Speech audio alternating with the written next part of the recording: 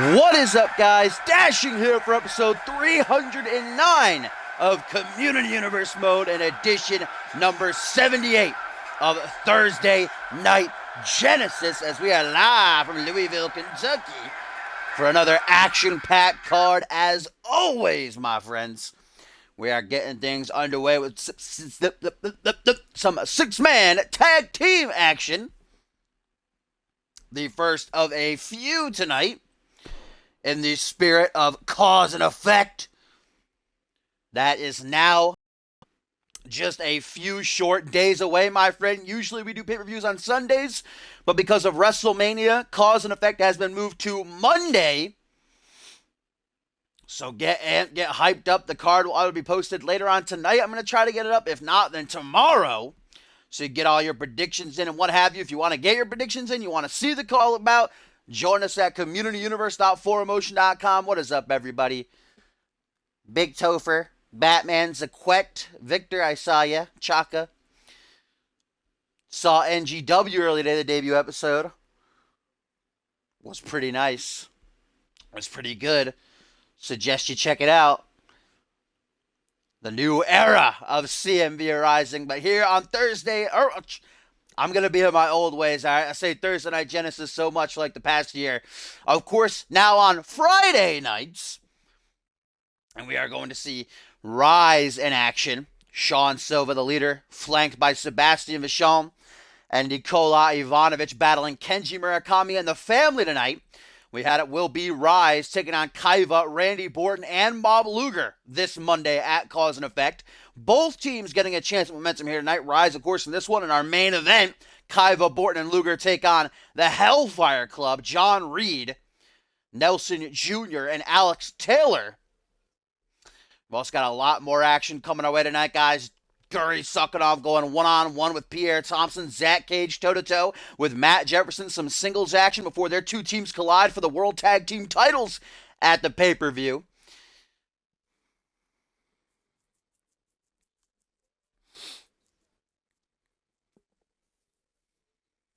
What up, Maury? You're just in time. We haven't gotten the first match started yet. Never would do that without you. We're also going to be seeing the debut of Tito. I'm excited for that. The man who joined Bryce Hurt ringside last week in his Feast or Fired match for the Light Heavyweight Championship. Now he makes his in-ring debut against El Jefe, the man who lost the title in that match last week.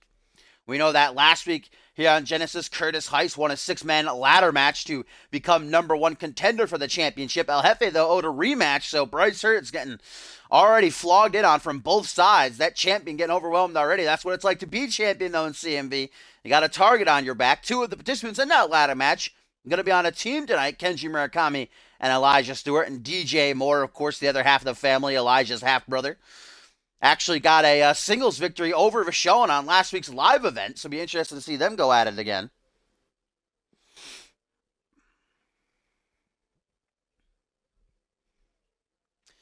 And I'm probably the thing that I am most excited for tonight, guys. Rex Carter has been granted more TV time. He's got a mic, and he's got about 3-4 minutes in the ring tonight. We heard from him last week, and it was something spectacular. I am so pumped to see what he's got to say here tonight.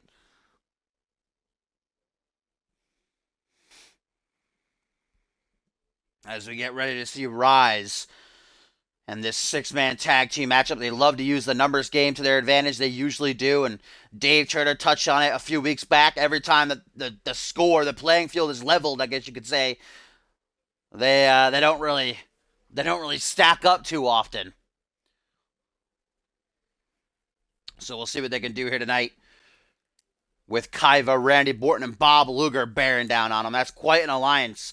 Looking to end Rise once and for all at Cause and Effect. Of course, traditional six-man elimination tag team match it will be. We're also going to see Schmitty and Desolation take on Bannon, Samuel Boone, and Xander Slate. And of course, also from Fusion, Chris Andrews, Sarasi, and Tyson Cage will battle the New Gods. We got the Deadly Games tournament. Tonight, we are going to have a six-man over-the-top rope battle royal between 6 of the participants in that tournament. Of course, vying for that all-important momentum here on the Go Home Show. The winner of that Deadly Games tournament will challenge Bob Luger for the Alpha World title the very night at Cause and Effect. Bob Luger, Jordan Kaiva, and Randy Borton in that six-man tag, so that later on in the main event, he can't say that he was nice and fresh. That was one of the things Luger was so upset about, is that he didn't want to take on someone who had already gone through, 4 other matches, but now he's got himself a match to go through. So neither him or his challenger will be at 100% for the championship. As Rise make their way into the ring, Nikolai Ivanovic there on the right, a 2-time light heavyweight champion, Vachon, the Frenchman of Rise, and Sean Shova. Sean Shova, the voice, the leader. What a win he captured over Tim LaFave last week here on Genesis. Huge upset. What up, Tazzy? Haven't seen you in a while, my friend. Welcome to the stream. Furious Frank, one of those 6 men in the Battle Royal match. I believe that's actually up next, if I'm not mistaken, or maybe the match after the next one. As here comes the Japanese buzzsaw, Kenji Murakami, who many in the CMV universe thought was going to win that ladder match last week, or at least wanted him to win it. He came close a couple of times, but Curtis Heist stole that from him. Curtis Heist, only 3 weeks into his CMV career, already has a championship match coming his way.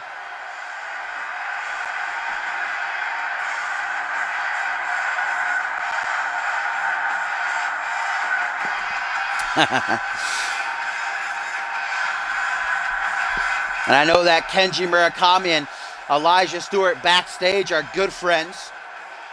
So we'll see how they work together here tonight. Both of them surely hurting still from that ladder match last week. A lot of nasty bumps taken, especially Elijah Stewart. I think he fell off the ladder a total of like 12 or 13 times. Definitely the most out of any 6 guys in that match. He's got Kenji and DJ Moore to help him out here tonight, though.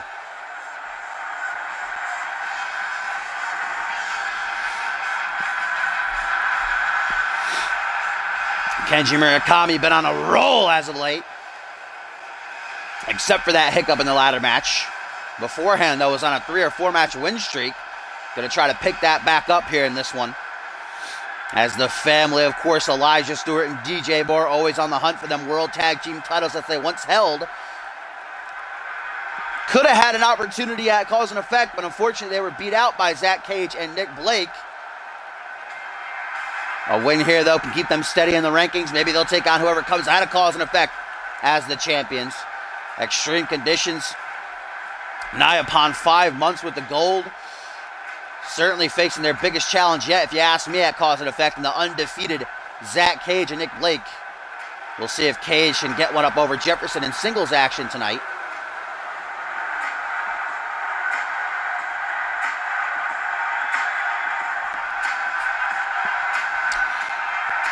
Indeed, if you didn't realize, we got a new, fresh arena layout here. Sexy apron, nice new stage design. Here comes Kenji Murakami to join the fun with the family. Only for a second, though.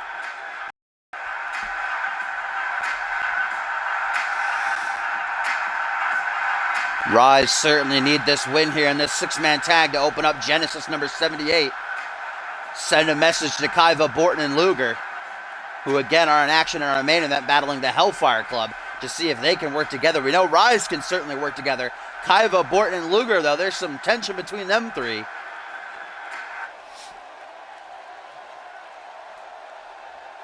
Here we go, 6-man tag team match to open up the show. Looks like it's going to be the leader, Sean Silva, taking the initiative as he starts off against the Japanese buzzsaw, Kenji Murakami. Referee rings that bell, and here we go. This is not elimination, as it will be at Cause and Effect between Rise, Kaiva, Randy Borton, and Bob Luger. This is a clean 6-man tag. First pin or submission or count out disqualification will get the win. We did see that 6-man tag yesterday on Reality Wrestling, though, was elimination. Freddie Osborne eliminating all 3 men of the opposing team. Ryan Colt, Dmitry Nurmagomedov, and Cameron Harris, and now Freddie Osborne, the White Rabbit, Josh Wolf, and Seth Baker will compete in a triple threat match on next week's Reality Wrestling to crown the very first ever Rising Star champion. It's going to be exciting to see it. Remember, the Rising Star Championship is a part of both brands. It can be defended on Fusion or Genesis, so certainly got a couple of Rising Stars here. And this one, nice cross armbar applied by Kenji Murakami. Going to release the hold, though. I don't know if that was a rope break or if Kenji just gave up on it. There's a beautiful Hurricane Rana, though, to follow through. As Kenji looking for a tag out early on to Elijah Stewart now. The Good Vibes Kid coming in. What up, Lil Narwhal? Yeah, I downloaded him. Nice new attire. I'm going to be excited to see it next week on Reality Wrestling when Seth Rollins, I almost said. My bad. Seth Baker. Gumbel's going to like that one. Has a chance to become the very first ever Rising Star champion. Got to get past Osborne and Wolf in that matchup, though. And Josh Wolf, though, he's certainly got his mind on that Rising Star title match. Got to be worried about Bill Maverick at cause and effect. Those two going to go one-on-one.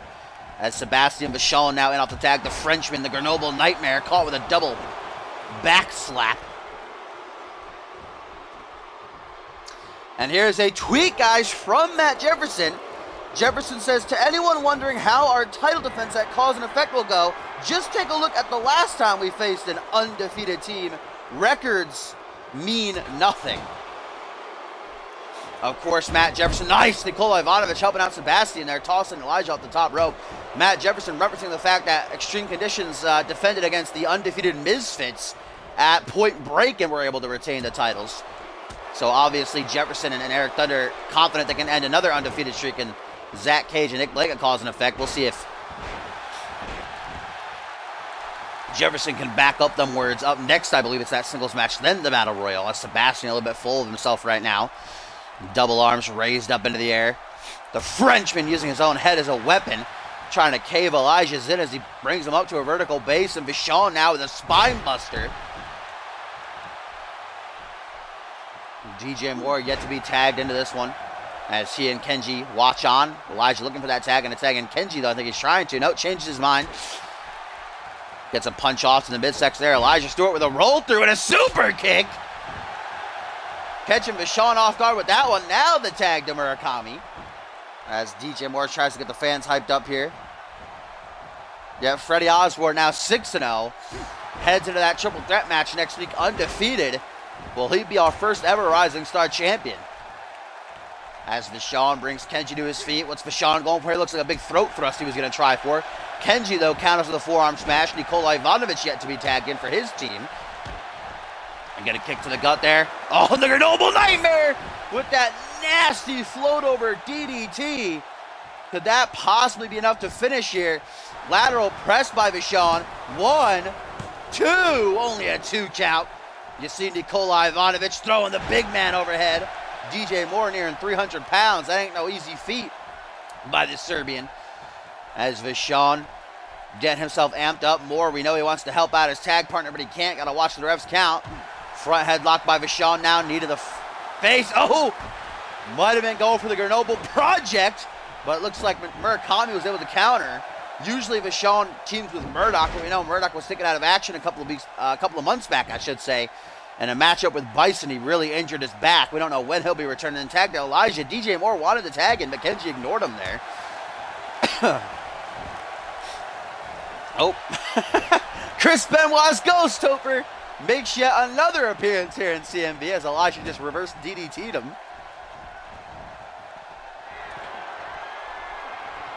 And here's a tweet, guys, from Seth Baker, who says, Osborne and Wolf are good guys. I had fun teaming with them, but next week it's every man for himself. Good luck. Some sportsmanship shown there by Baker, but like you said, every man for himself. Only one of them can walk out the Rising Star champion. Beautiful. Drop kick there by Stewart to the seated Sebastian as Elijah now brings him to his feet. Good vibes. Going to connect. As the CMV Universe are on their feet. Going to try to make the tag to DJ Moore maybe. No, opposite corner. What is he looking to do here? We're not going to find out. Sebastian with the back elbow. And again with that float over DDT.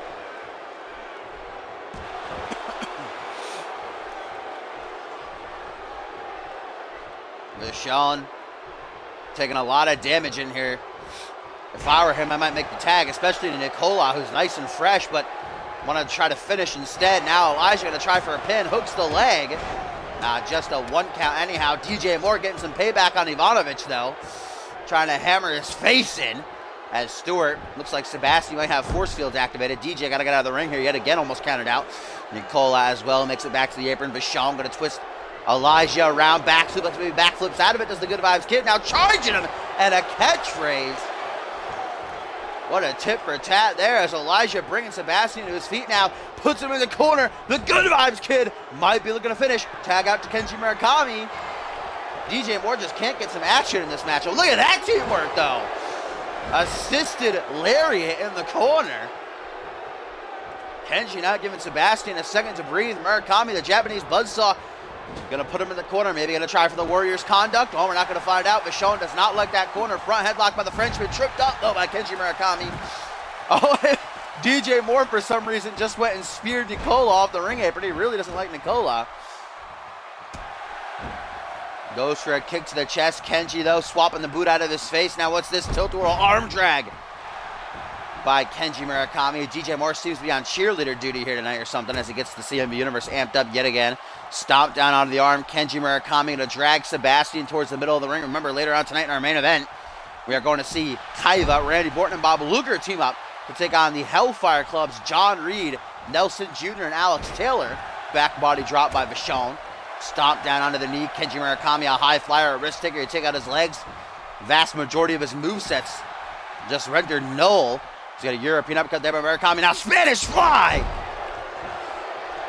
What a maneuver that is. Are we finally going to see DJ tagged in? Yes, finally. Big bad DJ Moore makes the tag. Nice and fresh, coming to feast on the man he defeated last week in singles competition. Oh, Vachon, what's this? We've seen this from Vachon before. This is the maneuver that tapped out Kaiva some weeks ago in that tag match. Kicks out of the power. Oh, it didn't go for the Boston Crab, though.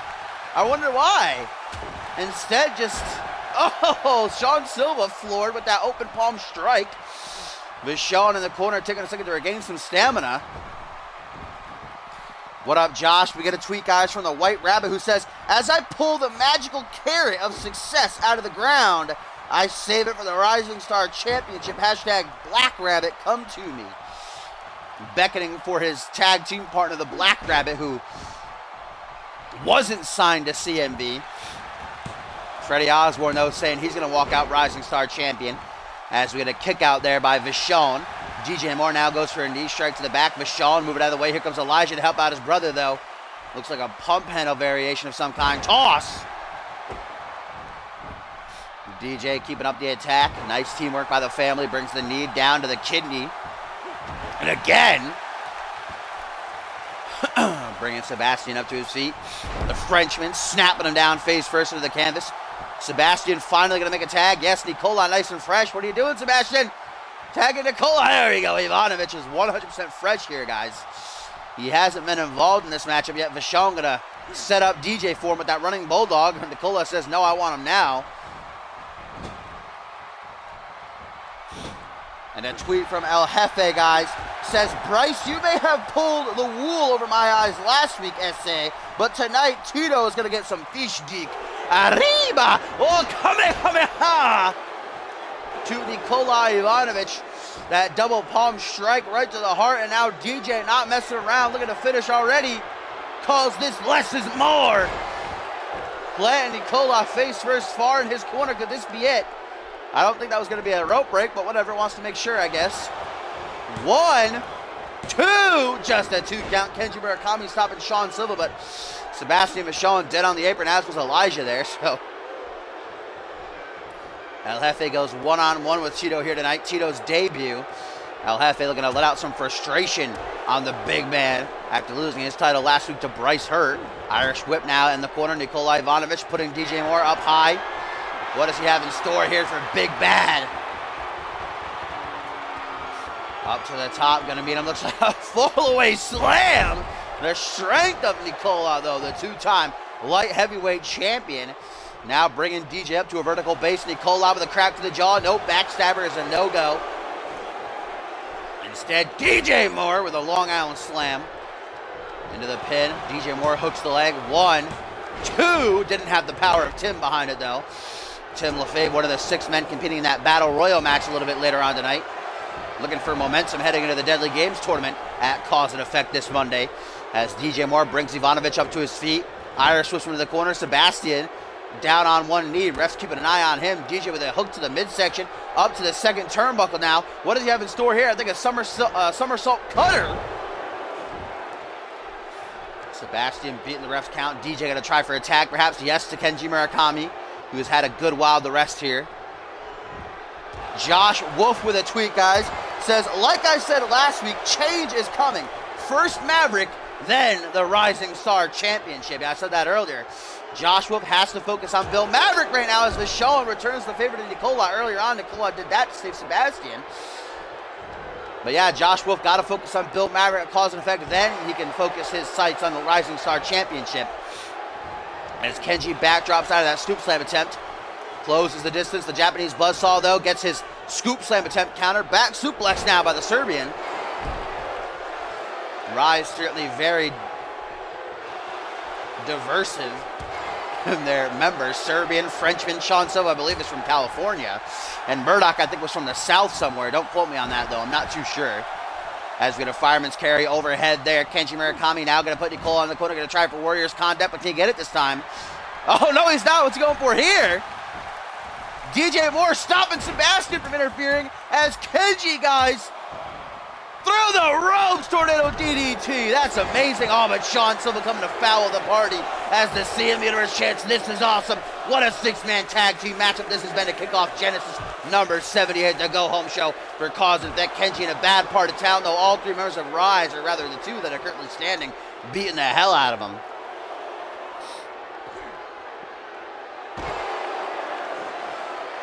I did. Narwhal. He's had it for a while now. Single underhook DDT attempted but countered by Kenji Murakami, trying to fight off all three members of Rise. I don't know why the family aren't helping him. There we go, though. Back in the ring he goes. Remember, Nicola is the legal man. Certainly rocks from that DDT, but he's keeping up with the flow right now. Lateral press. 1, 2. Oh, not even a 2 count. Sean Silva killing DJ Morris. Sebastian sends Elijah flying off the ropes.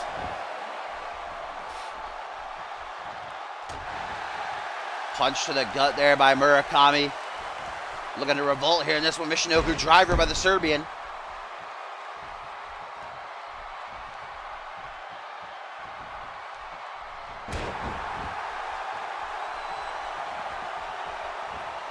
What are you talking about, Josh?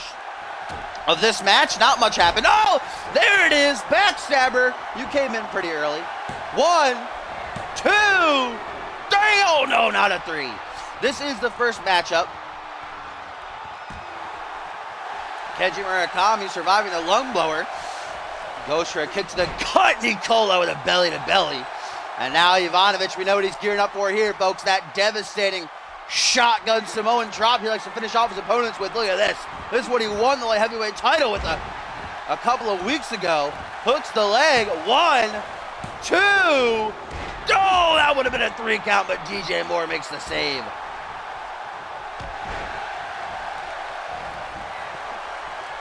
Nicola trying to keep up the attack here, though. Not a frequent high flyer, but he's going to take the risk this time.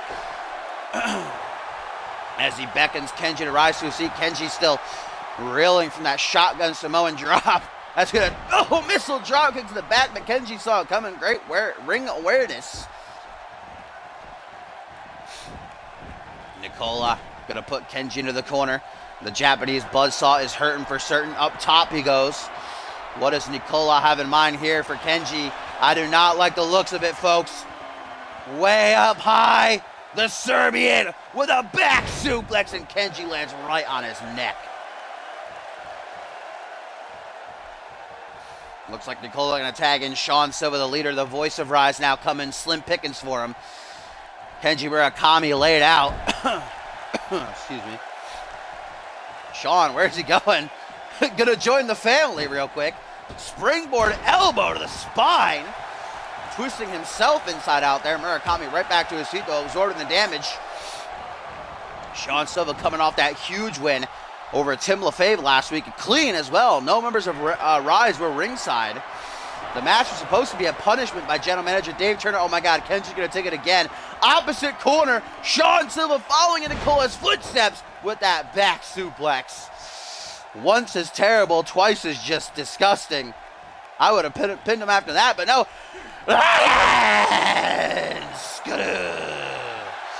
And Kenji, instead of making a much-needed tag and a taunt to CMV Universe, now makes the tag to DJ Moore.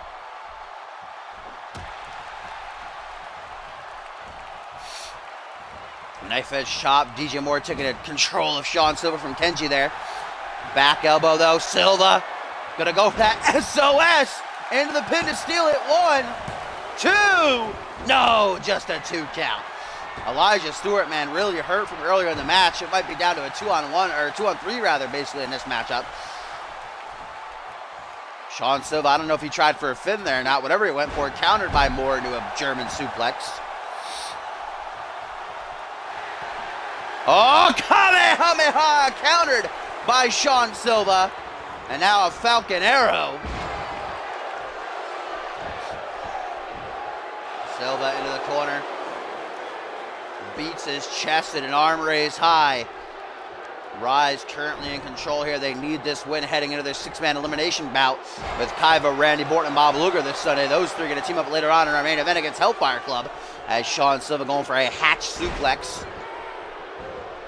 In his corner now, bad part of town to be for Big Bad as Nikolai Ivanovic, Sebastian Vachon watch on. Sean Silva looking to bring this 6-man tag match to an end as he closes in with the small package driver. Vachon and Ivanovic like pit bulls coming in to make sure the pin isn't broken, and there's the 3. Rise are victorious.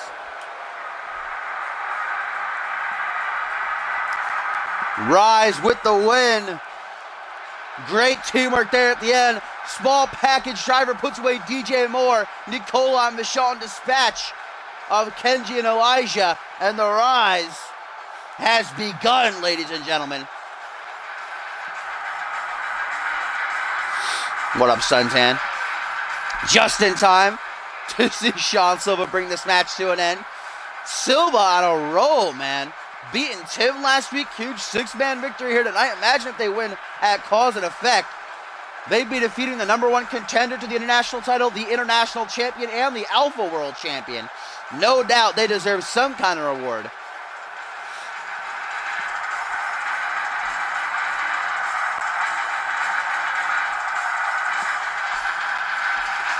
There was the finish right there. Looked like Stewart might be able to make the save, but a double axe handle from Vachon made sure that didn't happen.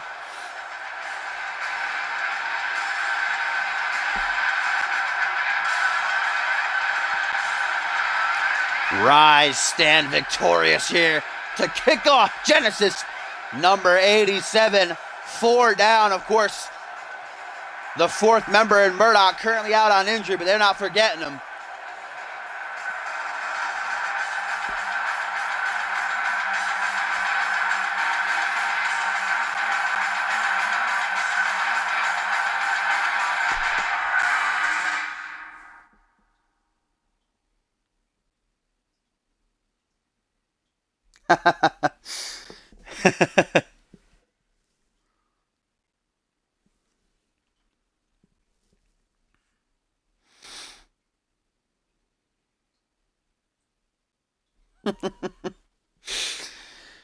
Yeah, I don't never understand why they call it double axe handle. They should just call it axe handle, because I feel like you'd hold an axe handle with both hands like that. But what's a double axe handle?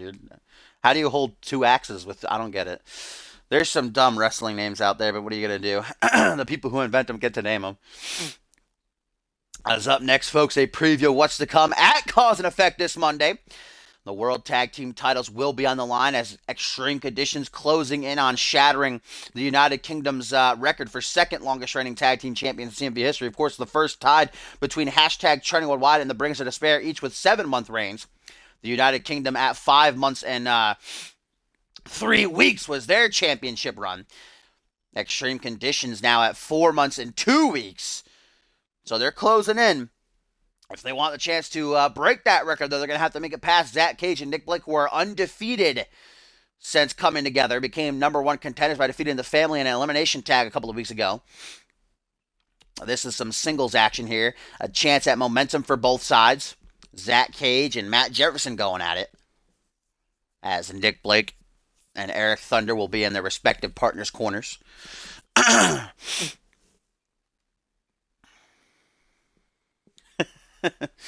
I get clothesline because it's like you're running into a clothesline, so that kind of makes sense. Oh, no entrance for this one, guys. Jobber entrances for Zach Cage and Matt Jefferson. I don't know why that happened. But all right, I guess that's why it loaded so fast. I was about to say, damn, that's like the fastest match ever loaded in CMV. But here we go, Zach Cage and Matt Jefferson, one-on-one, folks. Zach Cage rocking a beautiful new attire, I dig it.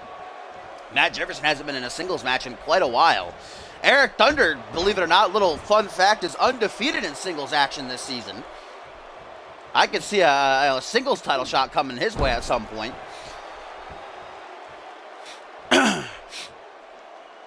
Both of these men certainly no stranger to tag action, though. Matt Jefferson, nearly his first full year in CMV, he was on his own. Him and Eric Thunder forming towards ascendance. Zach Cage, of course, a CMV veteran, his career spanning across nearly 4 years, a former Anarchy champion. Looking to add another title to his resume as we get a bulldog there by the self-proclaimed extremist. And a quick cover early on by Cage, only a 1 count. As you see, Nick Blake, the friend of Cole Savage, watching on intently ringside. Eric Thunder, of course, here to show support for his lifelong best friend. As Zach Cage looking for a submission here, a Muda lock it seems he's going to go for. Or that's not the Muda lock, rather. I always get this and the Muda lock mixed up for some reason. Matt Jefferson going to escape, rolls out of it. Now look at that, some aggression by Jefferson. Certainly a brawler.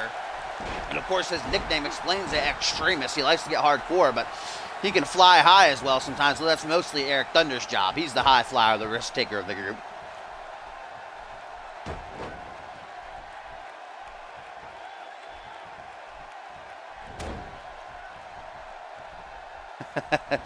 Irish whip. And why is that an Irish whip? Right, Topher? What's going on? Spine buster by Zach Cage. Look at that. Shenanigans abound.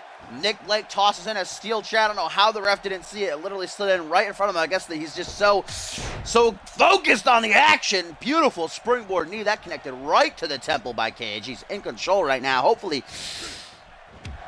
Cage doesn't try to use that chair, get them dirty heel tactics going. Matt Jefferson maybe can go over there and try for it, though. Is the ref going to find it finally? Literally stepping on it. Still doesn't see it, though. Zach Cage spinning back fist attempted. Matt Jefferson moves out of the way. Another slam into the canvas. Going to follow through with 3 more. God damn, Jefferson with a mean streak tonight. The ref finds that steel chair. Good job. Slides it out of the ring. Jefferson, vintage Jefferson with the air raid siren. Nearly got him caught up on the top rope there. Might have decapitated him.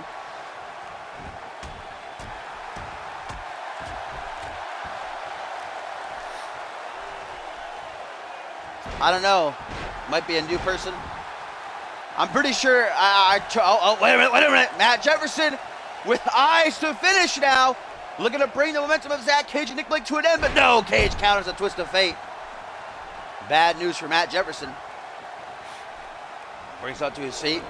Jefferson going to try to go for that schoolboy super kick right in the eyes. That's not like Matt Jefferson to use dirty heel tactics, but I guess extreme conditions desperate to quell the momentum their challengers have going. Of course, extreme conditions coming off of a win. Both of these teams coming off a win last week in tag action.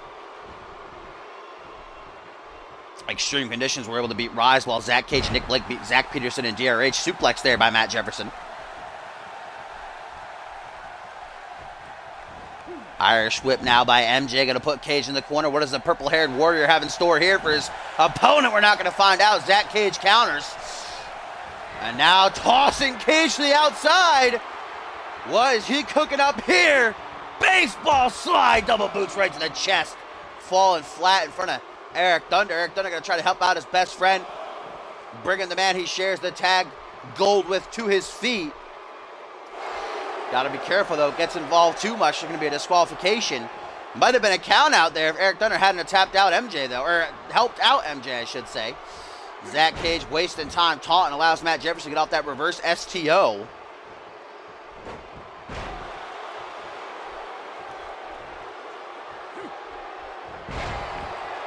Oh my God, DDT. And now dragging him away. Matt Jefferson's not a dirty heel, though. And Eric is just dirty. The dirtiest. Right out there with a low blow. There, how about that, though? That surprise blow job. Headbutt right to the dick and balls. And then a headbutt right to the cranium. Stomp to the thigh. Matt Jefferson gassing himself out. Taking a second to breathe here. Jefferson not known for his cardio game as he brings Cage to his feet again with the air raid siren. Dropping Cage neck first. Now MJ taking some time to pander to the CMV universe here. Don't take too much time though. He already had one Twist of Fate attempt countered. Gonna stomp the thigh again. Seems to be his weapon here in this one. As now he's gonna go for it. Is the second time the charm. Closing in on Cage. Twist of Fate. Busting Cage wide open. An aggressive pin by one half the World Tag Champs. 1, 2. No! Kick out by Cage.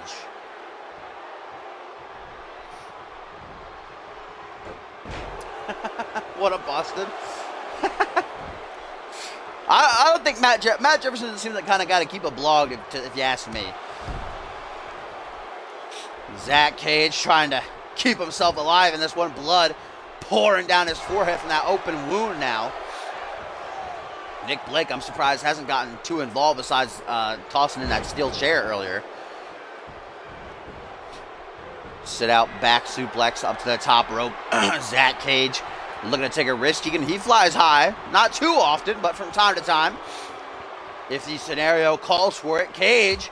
Oh, drop kick, dude, right to the fucking face, too. That was gnarly. Oh, look at that cut on Cage. He's grabbing his head, too. Doesn't bode well. Cause and effect just days away.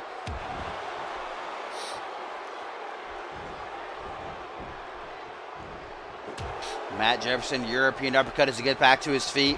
Jawbreaker, though, back and forth these two go. Tit for tat. Oh, Zach Cage seems to be too woozy, though, to capitalize. Fireman's carry overhead. Matt Jefferson. Goddamn, reversal fest. 1999. Ah! Spear! By Cage. Vintage Cage coming out of nowhere, baby. That was beautiful. Cutting MJ down, but not capitalizing his Cage. That's a mistake. Instead, now, what's he going to try for? Sizing Jefferson up. Maybe a new finisher, I'm not too sure. Was going for a kick to the gut. Instead, going to receive a third air raid siren. Oh, Cage, no selling. Like a pro, though. Jawbreaker closes in. My God, these two tit for tat, back and forth, move for move. Oh, and a back suplex.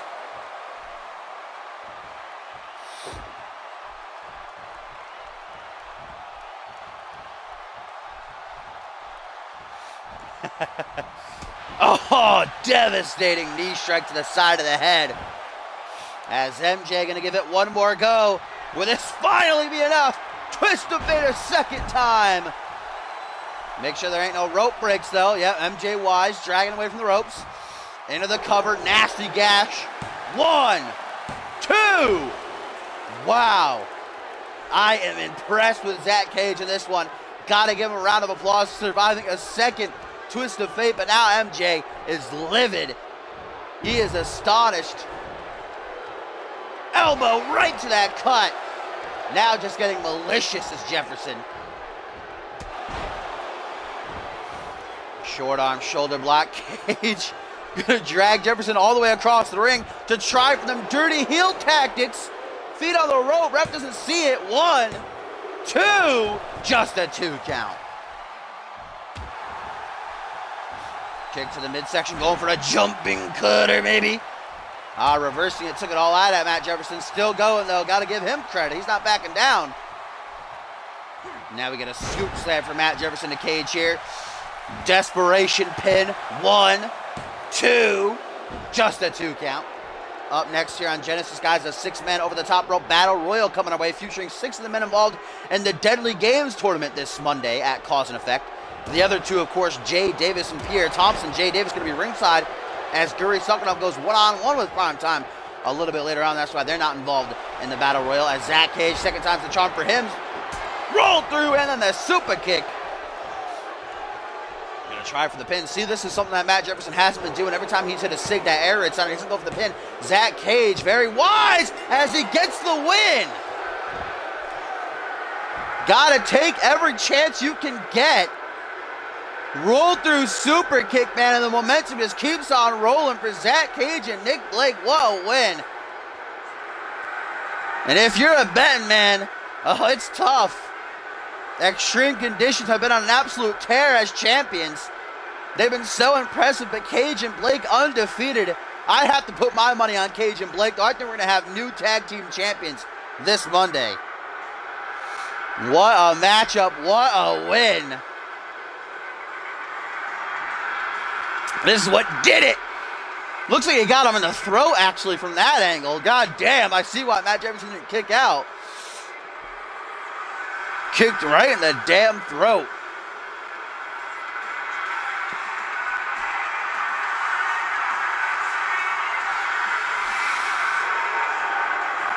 Zach Cage victorious, brandishing the wounds of war. Hopefully he gets that cleaned up before cause and effect.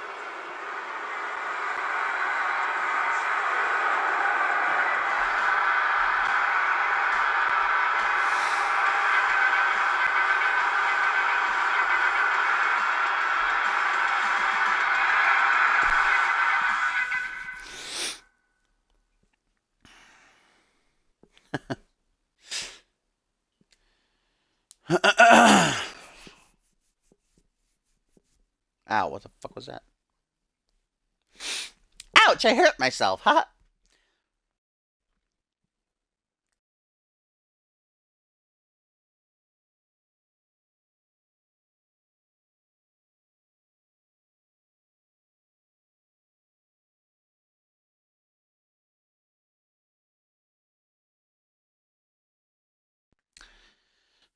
All right, folks, here we go. Up next on Genesis. Already been a great night of action thus far, and still a lot to get to.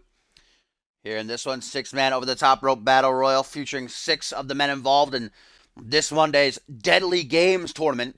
The Deadly Games, of course, concocted by Dave Turner. It'll be a, obviously, 8-man tournament. And what makes it so deadly is that these competitors have no idea what type of matchup they will be competing in. They only know as soon as they're about to go out there. We won't know either. A random generalized, guys. It could be a normal match. It could be Anarchy rules. It could be no holds barred, falls count anywhere. It could be a ladder match, a TLC match, steel cage, Hell in a Cell, Iron Man submission. We literally have no idea. It could be any of those matches. And they'll have to make it through 4 other matches. Then that same night, they'll be challenging Bob Luger for the Alpha World Championship. They'll have probably about 2 hours or so to rest, as will Bob Luger after he gets through with his 6-man tag.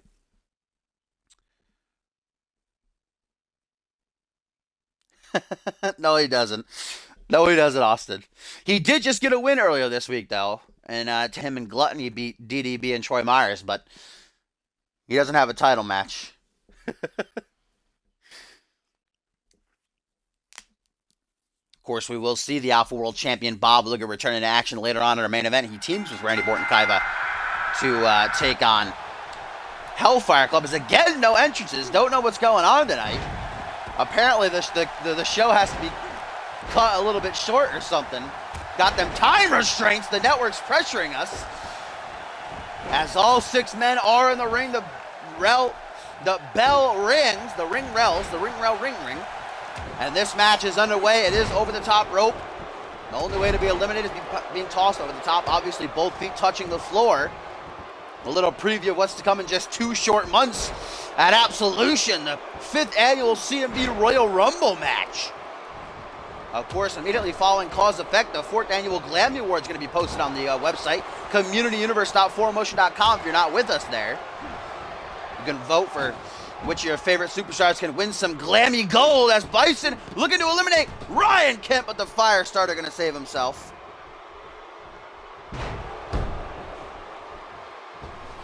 Sam Valentine, of course, traded to Genesis from Monday Night Fusion during episode 300 of CMV.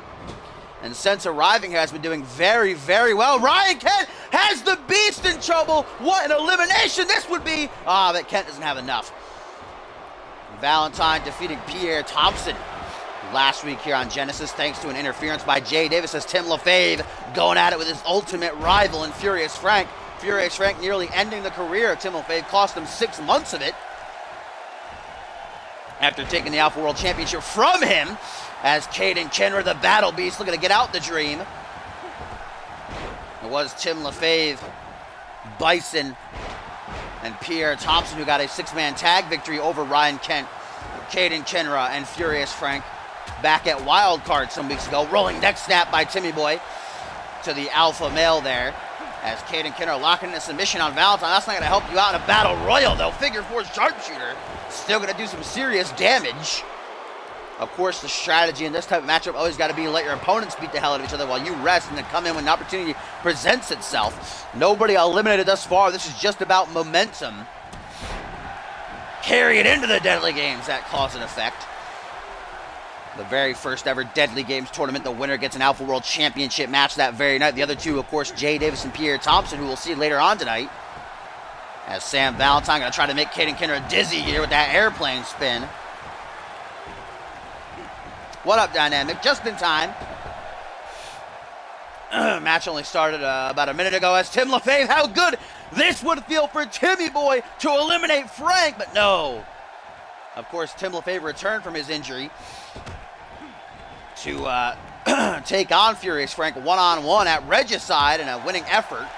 But Tim LaFave got to watch that neck of his as Frank going to try to get him out of here.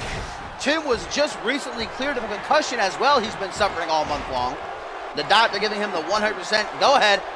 As, wait a minute, Valentine, there goes Caden Kenra, eliminated by the Dream with a sort of like a Long Island Slam type variation. Not late for your match, Dynamic. This is the third match, so you missed the opening tag and then the singles match between Cage and Jefferson. As the Beast, the Barbarian of CMV, just hitting Tim with the Dominator.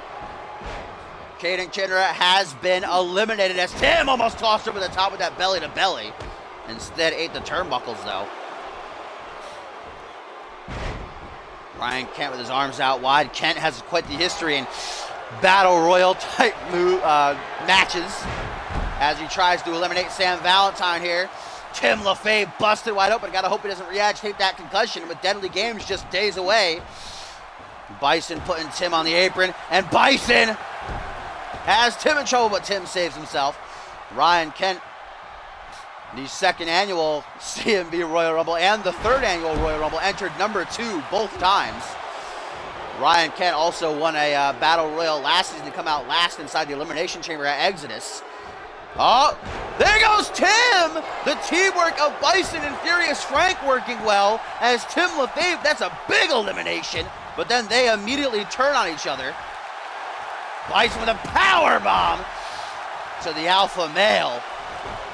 Furious Frank better get that cut looked at.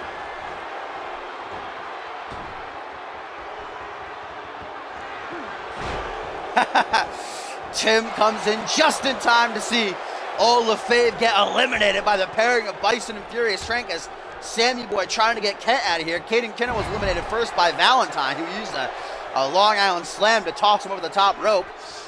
The fire starter, he's teetering. This doesn't bode well. Frank taking some time to taunt here. I don't know how wise that is to turn your back to the competition. As Kent now holding on for dear life. Sam using all his might to try to push him out, but Kent's just not having it. Kent is a survivor. As Bison going to try to get the Mohawked man out of here now, but Furious Frank back into the fray. Ryan Kent working on Sammy Boy. Frank going to try to push the Beast out. Is he going to have any luck, though, is the question.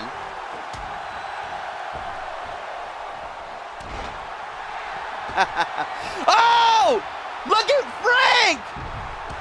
Wow! Oklahoma Slam sends Bison over the top rope, and Bison is absolutely livid. And I can confirm that it will be Furious Frank and Bison going one-on-one in a first-round matchup. So Furious Frank just severely agitating Bison. I don't know how smart that was, but Bison is eliminated. And then there were 3.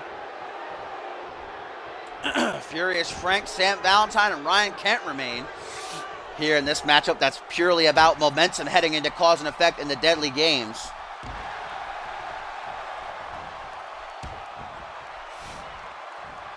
Oh, the alpha male looking to take the Dream for a ride with a Beast Bomb.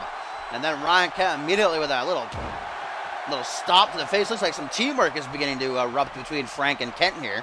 They have teamed up before in the past. Remember, Kent interfered and a brawl between Frank and Tim at Dark Carnival way back when.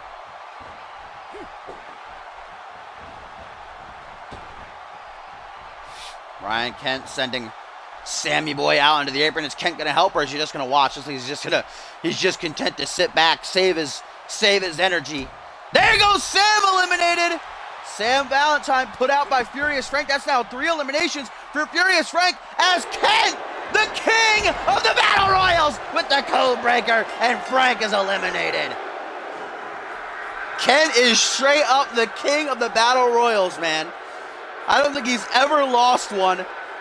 The Fire started with a huge win and a message sent to the other 7 competitors in the Deadly Games tournament. Hope Frank wakes up in time from that code breaker, though, man. He's got rocked. Furious Frank eliminating Sam Valentine, and then Kent immediately catching him off guard with a code breaker to send him over the top. Kent with a monumental win. And the question is, are we going to get a fucking entrance in this next match, or are they going to skip again? Oh, it's Rex Carter's promo, even better. And I can confirm the first round matches for you guys in the Deadly Games tournament this Monday at Cause and Effect. Of course, the card will be up either later today or early tomorrow, so you can get your predictions in if you're not a member of our website, communityuniverse.forummotion.com, to have your call future to just see everything that our site offers. Role-playing section, roster page, rankings, all that good stuff. But the first round matchups will be Ryan Kent going one-on-one with Tim LaFave. Then, like I said, it will be Furious Frank and Bison. Then it will be Caden Kinner and Sam Valentine. And last but not least, Jay Davis and Pierre Thompson gonna go one-on-one. Give me 1 second before I start. This gotta blow my nose.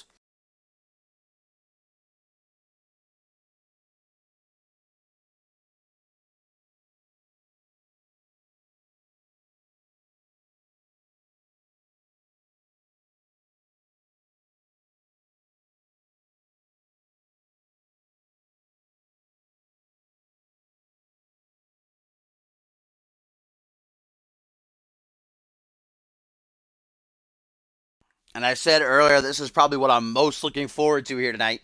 Rex Carter with a mic alone in the ring, given 4 to 5 minutes to say what's on his mind.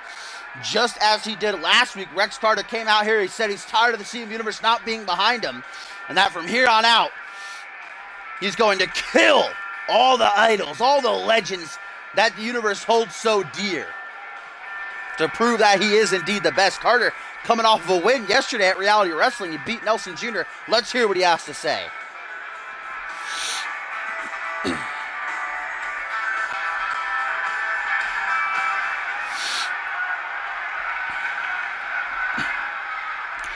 When I came into this company, I didn't come here to be your puppet, to be anyone's puppet.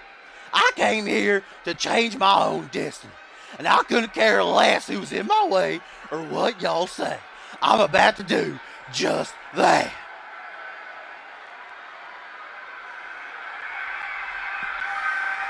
I bust my ass in this ring every night, and you never cheer for me. Instead, you just keep telling me I suck. Well, guess what? You're the ones who suck. I don't suck. I'm great, and you will respect me.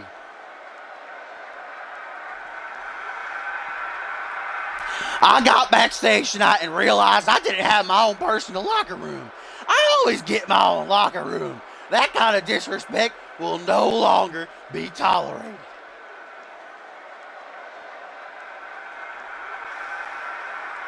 Crash, bam, boom, slash. These are the sounds I hear in my head. I hear pain constantly. I hear travesty and tragedy. And that will inform every emotion I have in this ring.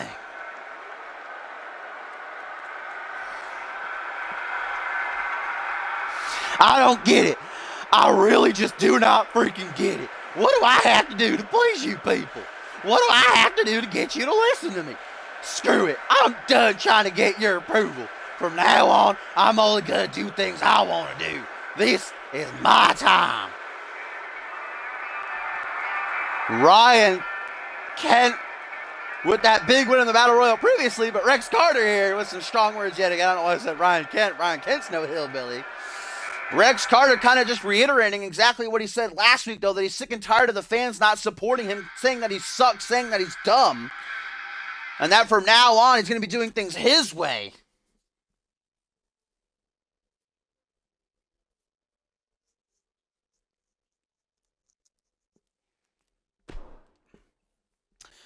And folks, wait a minute. Ladies and gentlemen, I'm getting word from backstage that some sort of altercation is erupting between cause and effect opponents Bill Maverick and Josh Wolf. As always, we're trying to get some cameras on the scene to capture exactly what's going down, but I'm being told it's getting ugly between the man known as Fear and the Youngblood. They're set to go toe-to-toe at Cause and Effect this Monday, but apparently they just could not wait. Let's get a camera on the scene as soon as possible and see exactly what is going down between these two bitter rivals. Come on, cameraman, you gotta hoof it. We want to know what's going down. Our cameramen are so damn slow. Just lollygagging, stopping for coffee, stopping at the concession stand to get a pretzel. All right, here we go. Cameras arriving on the scene. I can hear some sort of commotion going on. We don't have a visual just yet. Oh, where's the cameraman? He says he's turning the corner. Are we going to see what's going on? This guy's got to turn on the camera, though. Here we go. Finally, we have gotten visual on the situation. And Bill Maverick with a Russian leg sweep down on the concrete. I don't know how this fight has erupted, but like I said, apparently they just could not wait to go one-on-one at Cause and Effect this Monday. They just had to get their hands on one another. These two bitter rivals, the bad blood has been overflowing.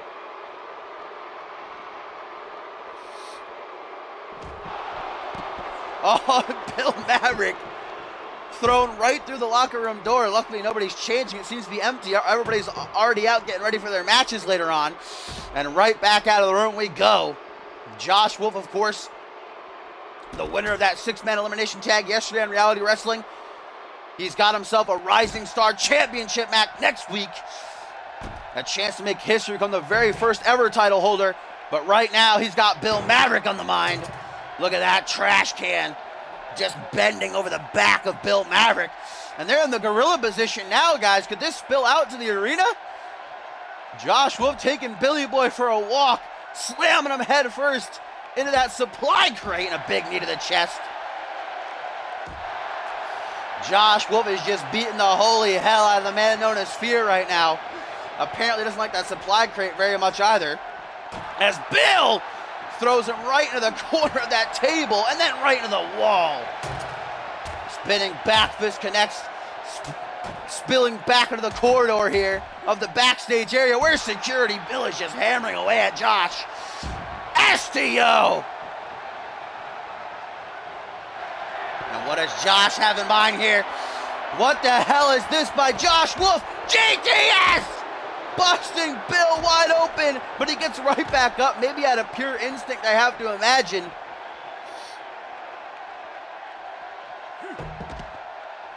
Trash can goes flying as Josh looking to put an exclamation point on this assault. Blue Thunder Bomb! Shades of the Moo Moo Man, the Milkman, Randy Orton, but Josh still isn't done. What in holy hell? Bill Maverick busted wide open, but he's still fighting. Josh Wolf should have just walked away after hitting the Blue Thunder Bomb. Instead, this fight continues. Security, I can see them right down there. They're not doing anything. That's Josh thrown into the security barricade there. And now, bam, face first into that steel. These two are just beating the shit out of each other. Josh Wolf sent flying down the hallway.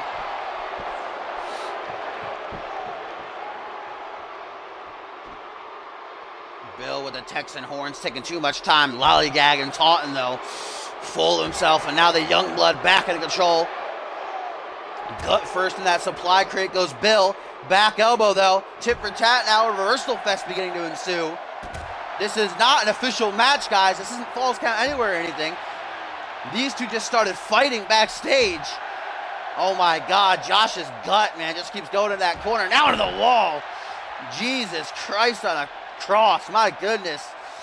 Wolf is getting mollywopped right now. Again into the wall. Holy fuck, Bill, come on, enough is enough already. We don't know who started this fight, but it seems like Maverick is intent on finishing it as he brings Josh to his feet again and a third time into the corner of that supply crate. Oh, what does he have now? Power bomb! Oh man, I could feel that sitting out here ringside. Nobody's breaking these two up. I don't understand. We obviously have visuals. Dave Turner sent somebody to break this up, man. Some superstars, something, security, some refs, I don't know. Spinning back fist, Josh Wolf now throwing Bill Maverick into the wall, giving him a taste of his own medicine.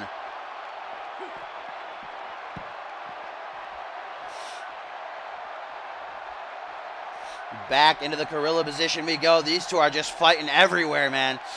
And what is this by Josh Wolf? Some unique offense, like a kill switch into a bulldog. Bill Maverick just won't stay down, man. Forearm smash, hook to the jaw, now right into those boxes. They are literally murdering each other. Bill Maverick is bleeding profusely from that cut on his forehead. Josh busted him open with a GTS. And now a neck crank. That's what backstage brawls are all about. Neck cranks, brother. Bill Maverick, I'm sure, wouldn't mind snapping Wolf's neck in two as the man known as Fear with a short arm lariat takes out Josh down on one knee. Bill Maverick. Are they finally done? Are we finally done here? Is Bill just trying to regain some stamina? No, folks, it's done. Security finally arriving from down the hall. Maverick looked like saliva, just spit flying from his mouth like a rabid dog. Blood all over his forehead. Gets pulled back as Josh is helped to his feet by the medical crew. Finally, that fight comes to an end. Good God, they beat the shit out of each other. I don't know if either one of them is going to be in condition to compete in just a few days' time at Cause and Effect in their one-on-one match. They just could not wait, man. If that shades of what's to come in their matchup, though, it is going to be nasty. Holy shit, I didn't realize the hatred between them was so strong. I knew they didn't like each other, obviously. I knew there was a rivalry there, but my God.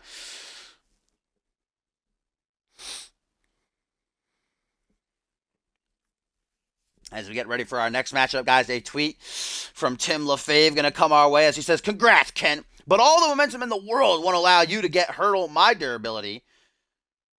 To get hurdle my durability? What? Tim says, "Congrats, Kent, but all the momentum in the world won't allow you to hurdle my durability. I've only got more resilient since my return, so let me ask you an age-old question. What happens when an unstoppable force meets the immovable object? Hashtag Cause and Effect, certainly going to be one hell of a matchup. Long time in the making as well. Ever since X-Gen imploded, Ryan Kent turned his back on the stable. Tim LaFave has had it out for Kent. Kent's had it out for Tim LaFave. Finally, they come to blows with a lot on the line. An opening matchup in the Deadly Games tournament at Cause and Effect this Monday.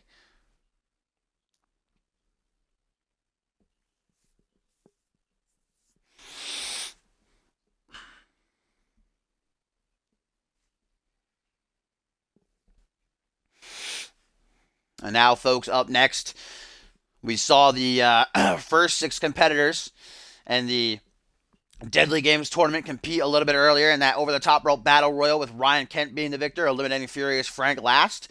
And now we're going to see, well, at least one of the other ones in action.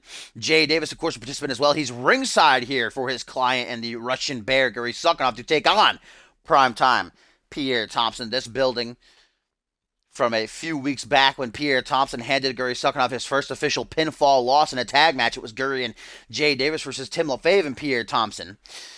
The Russian Bear out for payback and out to hinder, out to injure, out to maul Pierre Thompson. As we now know that it will be Jay Davis and Pierre in a first-round matchup in the Deadly Games tournament. Jay Davis costing Pierre a matchup last week against Sam Valentine, too. The tension between these guys, you can cut it with a knife as well. There's certainly some hatred there. And indeed, this is Hellfire Club's Jay Davis and Guri Sukhanov. The three other members will be in action in our main event a little bit later on. John Reed, Nelson Jr., and Alex Taylor will be battling Kaiva, Randy Borton, and Bob Luger. Jay Davis got to be the dark horse in the Deadly Games tournament at Cause and Effect. The underdog, certainly. Not a whole lot in the CMV universe think he has what it takes to win that tournament, or if he does, to then challenge Bob Luger successfully, especially with so many other big names in the tournament. You know, favorites have to be the former champions in Furious Frank and Tim LaFave.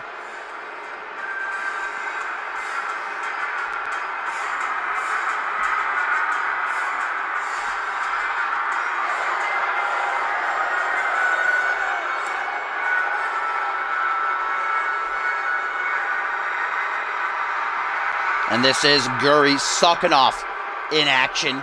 That man right there, the 7-foot-tall, 400-pound Russian bear. Jay Davis sporting that I Heart Slappy shirt. Apparently he's a supporter of that petition Slappy's trying to get signatures for to make him the senior official. But here he comes, the CM Universe on their feet for prime time, baby. Are you ready? I think I am.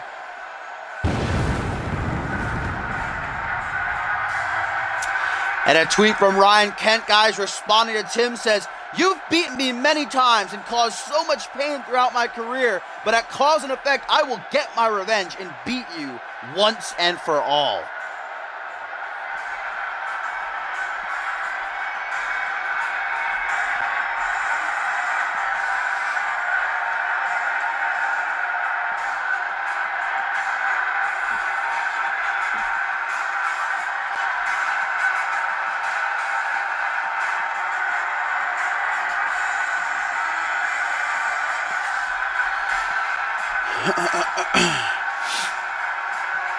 Like I said, Pierre Thompson was the first man to hand Guri Sukhanov a pinfall defeat. Guri Sukhanov still undefeated in singles action. That was a tag match, so the combined effort between Pierre and Tim was what was enough to keep down the Russian bear, but we'll see what unfolds here tonight. Pierre Thompson, the first of many this season. He's the only man to defeat Borton in singles action. He did it twice as well. That's got to make him #1 contender. If he doesn't, if he's not successful in the Deadly Games, obviously the winner of the Deadly Games gets an Alpha World title shot.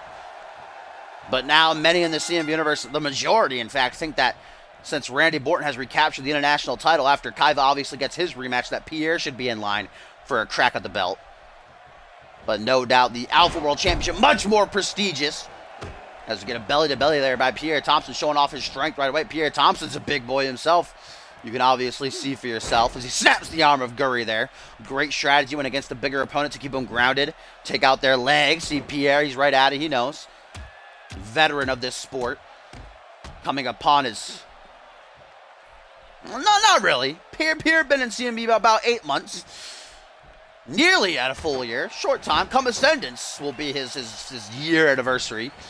Ascendance 5, just 4 months off, if you can believe that. 2 months away from the 5th annual Royal Rumble event. Absolution. Gonna finish off 2018 here in CMV. Homecoming. The Glammy Awards upon a short arm clothesline by Guri Sukhanov.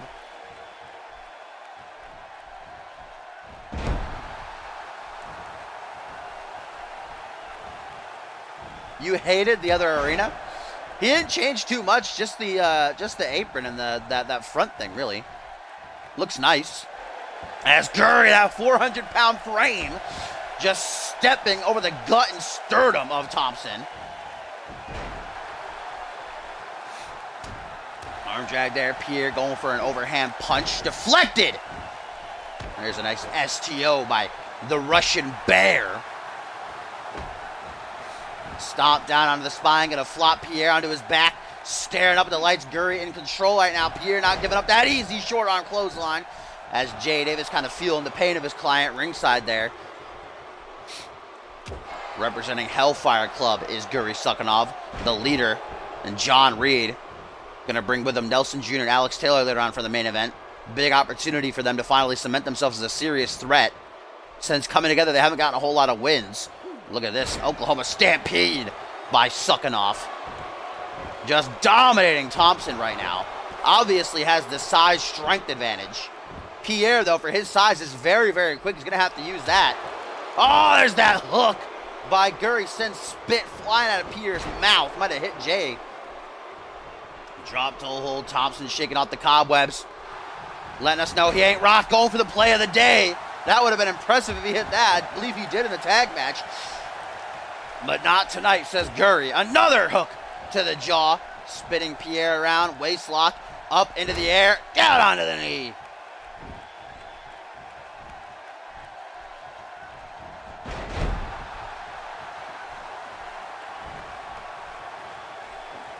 Pierre brought to his feet. Forearm smashed by the Russian Bear. Gotta admire the spirit of Thompson here in this one. He's not giving up. He keeps coming and coming and coming, but Gurry's just not letting it happen, man. He keeps shutting him down.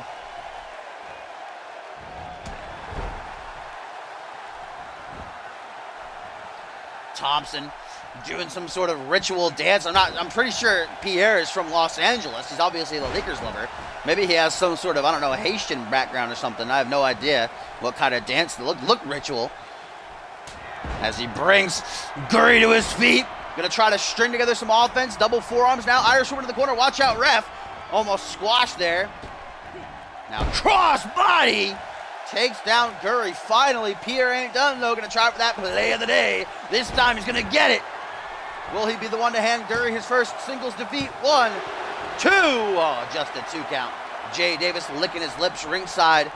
Wants nothing more than for sucking off to literally murder Pierre here in this one so that Pierre might not be able to make it to the deadly games that cause an effect. But Thompson, prime time. That's what he beat Gurry with last week. Oh, well, look at that. Or 2 weeks ago, rather. Jay Davis, just as he did last week in Pierre's match with Sammy Boy, calls the distraction. I don't think that would have been enough to keep down Gurry anyhow. Remember, it took 2 of those and a Coney Island Cyclone to defeat Gurry in that tag match 2 weeks ago. But still, it might have been. You never know. Jay Davis making sure we're not going to find out.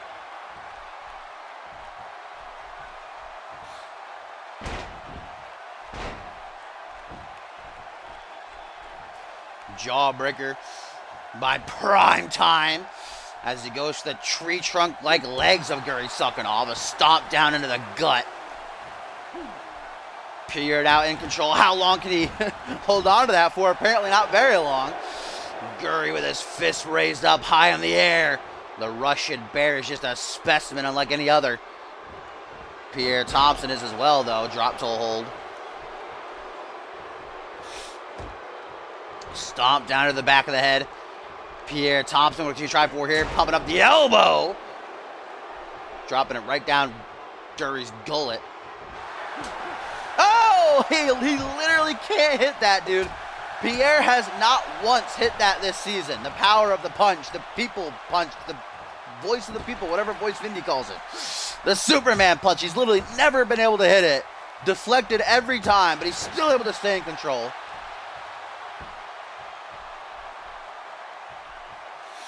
Seated position by Suckinov and a knuckle sandwich coming into play. Putting pressure on the temples, squeezing. Trying to wear down the Russian Bear a bit here late into this matchup. It might have been over already if it weren't for Jay Davis interfering after Pierre hit the highlight. Now Gurry busted wide open off that knee to the side of the head.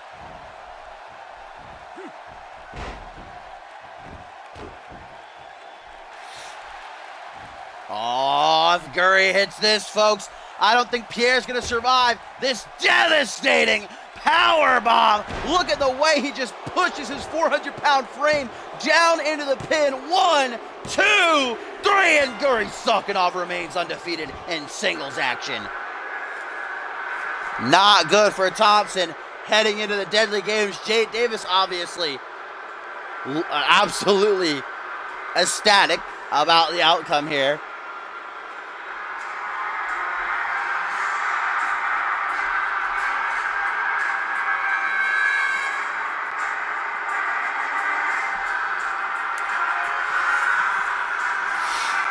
What a matchup. Pierre Thompson fought and fought and fought and fought. He did not give up. Very well may have won off the highlight, but Jay Davis causing the distraction. Here was the finish. Gurry with this devastating power bomb. just drops is literally impossible. You literally can't kick out of that. Unless you're fucking the strongest man on earth.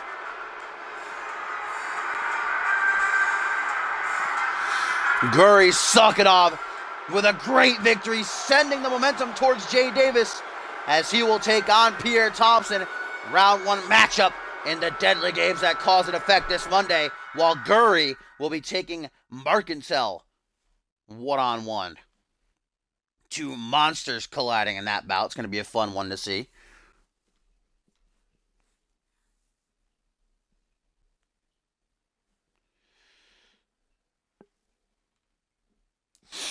Yeah, Guri's 7-0.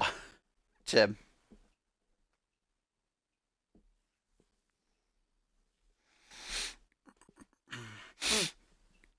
Up next, ladies and gentlemen, our co-main event of the evening.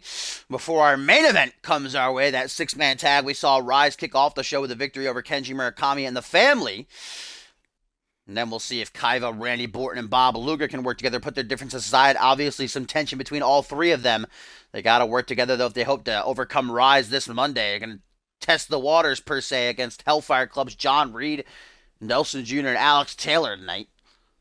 But first, Big Tito going to make his in-ring debut, taking on El Jefe. Certainly a mismatch, David versus Goliath, if you will. As Tito stands 7 foot tall, made of pure muscle. Whereas El Jefe is probably under, I'm assuming he's under, maybe 6 foot, but probably, I'd say 5'11". Obviously a speedster. It's that age-old battle between strength and speed and agility here. And of course, you got the new light heavyweight champion Bryce Hurt flanking Tito, just as Tito did in Bryce Hurt's matchup last week. Feast or fired it was for Hurt, as if he didn't defeat El Jefe for the championship, he would have lost his career here on Thursday Night Genesis. Or what was Thursday Night Genesis, now Friday Night Genesis. And the thing is, El Jefe, obviously Tito's presence alone ringside had to have thrown off El Jefe somewhat, eyes in the back of his head. But Tito actually didn't get involved at all. You could say Bryce Hurt won clean. It was a great matchup. Obviously, Bryce just clutched up when it mattered most. If he didn't win, he would have lost his career, his livelihood. And now he's the champion. El Jefe is owed a rematch. But we know that Curtis Heist won that 6-man ladder on last week's show to become #1 contender. So Bryce Hurt's got enemies coming in from all sides right now. Really getting bared down on. That's what it means to be a champion in CMV, though. And before Bryce Hurt came out here, guys, I got a tweet from him. He said, "You like that powerbomb? Wait till you see the one my boy Tito does.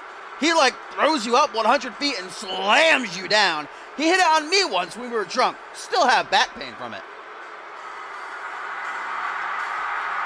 So Bryce Hurt warning of the dangers that Tito brings with him. Apparently a devastating powerbomb that would make Guri Sukanov jealous. And there you see that prestigious light heavyweight championship around the waist of Bryce Hurt. And we're also going to tweet from Curtis Heist, who says, "What's the point of me being #1 contender when I'm guaranteed a winner of that match?"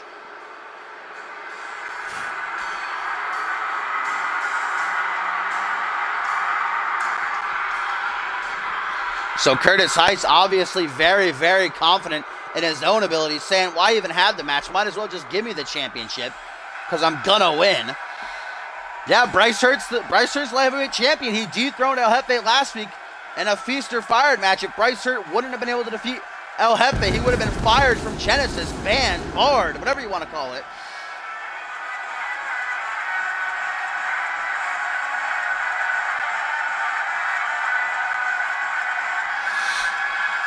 And here he comes, speaking of the human fish, the Arriba Man. El Jefe, a 2-time light heavyweight champion, looking to become a 3-time champion whenever he gets his rematch. I assume we'll have the rematch between El Jefe and Bryce Hurt at some point over the next couple of weeks, and then Curtis Heist will fight the winner of that. I assume that's how it'll go down, but of course it's up to General Manager Dave Turner.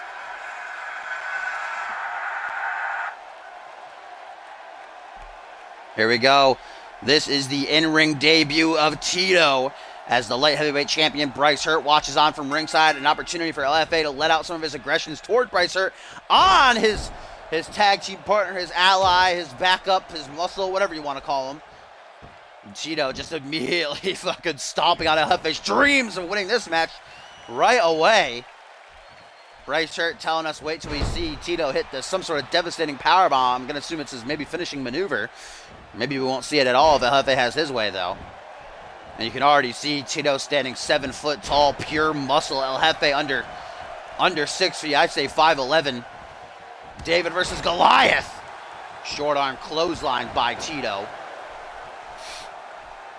We still didn't get a whole lot of insight into Tito's background. Bryce Hurt had an interview after winning the championship. He told us who Tito was, why he was with them, but we didn't get a whole lot of insight about where Tito came from. If he knows how to wrestle, if he was in the indies, or if he literally did just pick him up at a bar, or they met at a bar, or whatever. I don't really know. Found him on Craigslist. Jawbreaker there by El Jefe as he gets back to his feet. Fireman's carry overhead. So far, Tito hasn't shown really any wrestling prowess. The few moves he's had have been just mainly kicks and punches as El Jefe. Going to take him for a ride, though. We've seen this from El Jefe before. Off the top rope with that arm drag. So beautiful. Art through the air, El Jefe. With that unique offense. And then the twist of fate. Will this seal Tito's fate? He tries for the pin. No, he's not going to. Stomp down onto the chest, though. Looking to inflict more damage. El Jefe realizing it'll take a lot to keep down this giant European uppercut there by Tito. Oh, what a spine buster. Dear God. I felt that one, man. My back hurts right now. Bryce Hurt loving it ringside. Obviously, he has to defend against El Jefe, hoping Tito softens him up a bit. I don't think El Jefe's been out 100% for the past, 3 months. As here we go, some more of that unique offense. Drops the double axe handle. Remember, El Jefe was brutally beaten by Nikola Ivanovic shortly before Regicide backstage. He was thrown to a TV monitor. Ever since then, it's just big match after big match, just mounting up on all the pain. The pipe handle, back suplex pipe handle. The pipe handle, put in his seated position. El Jefe doesn't back down from a challenge. That's one of the reasons the CMV Universe loves him. He doesn't take breaks. He doesn't take rests. He went into Regicide regardless of that attack and defended against Nikola. And though he fell short, he was able to capture the championship back almost immediately. Before losing it to Bryce Hurt, of course. Last week, drops the elbow now as Tito the Burrito. Is what Bryce Hurt apparently affectionately calls him. Going for a signature maneuver, perhaps. We're not going to find out exactly what that is, though. El Jefe counters into a back suplex. Brought up to his feet. Oh, El Jefe, he said earlier tonight in a tweet that Tito was going to taste that fish stick, but Tito apparently has watched the tape. He wants nothing to do with that corner.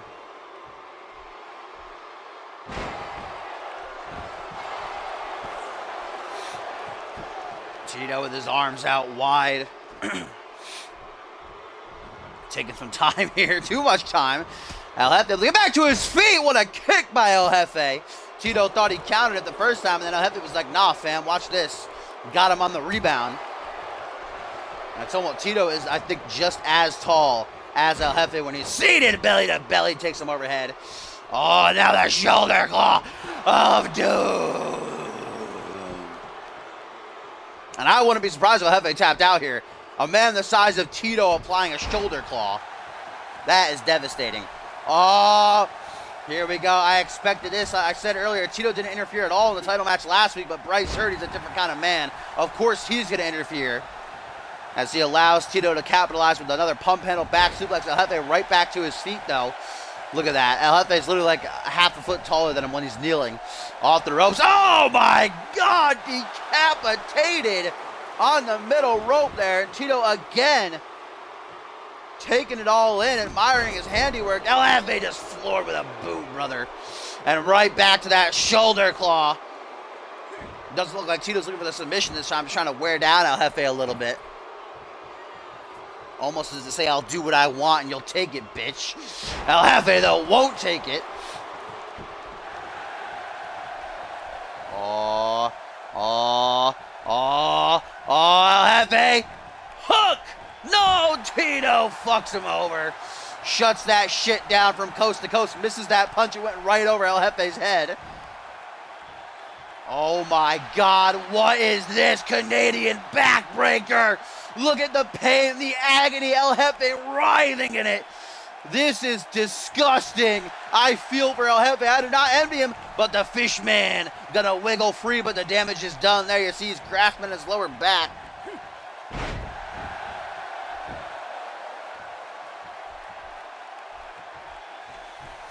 El Jefe bringing Tito to a vertical base, trying to mount a comeback late into this one.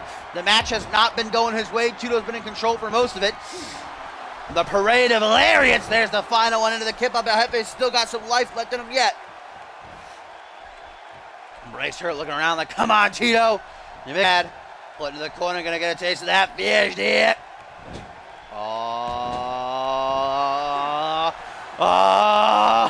Tito! Get a taste of that fish dip, brother.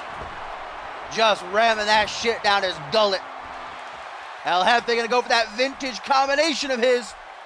This has won him many matches in the past. Hook, line, and single. Tito with the action roll. Showing some athleticism himself. Counters the hook, line, and sinker again. I really thought he had it that time. Oh, now an Oklahoma power slam too. Oh, Tito. Perhaps gonna pull out that power bomb Bryce Hurt told us about. Dear God, look at how high he's got him in the air. My goodness, that's gotta be it. He killed him. Jesus Christ, Lord above.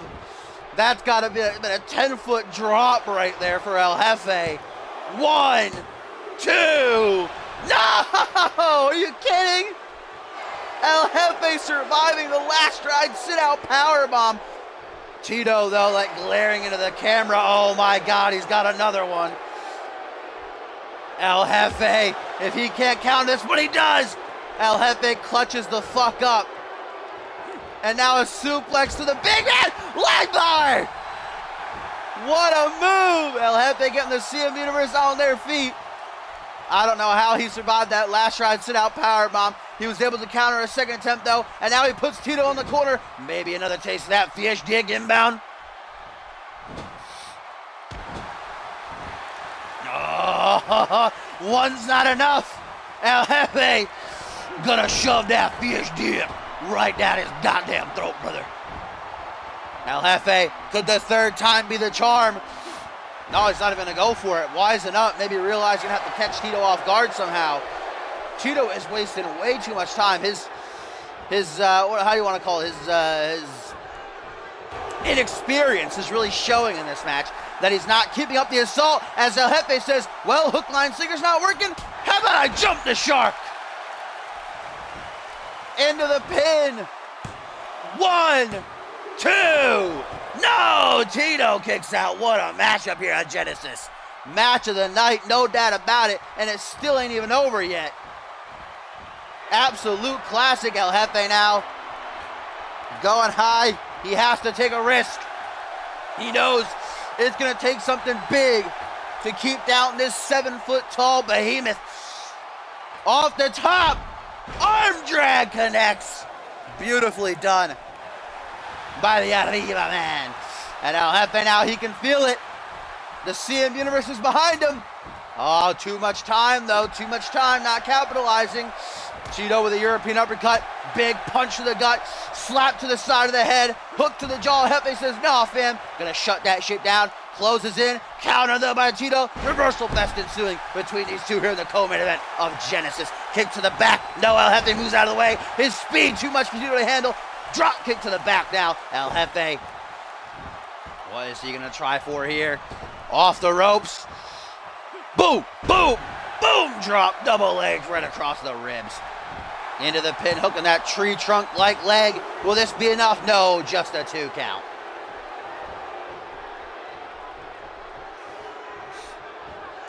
Flipping El Jefe around. Let's go for here. Back suplex, stalling a little bit. Dropped him right down onto his neck as Tito. Sizing El Jefe up a second time. El Jefe's a fighter, he's a warrior, but he can't. Wait! El Jefe!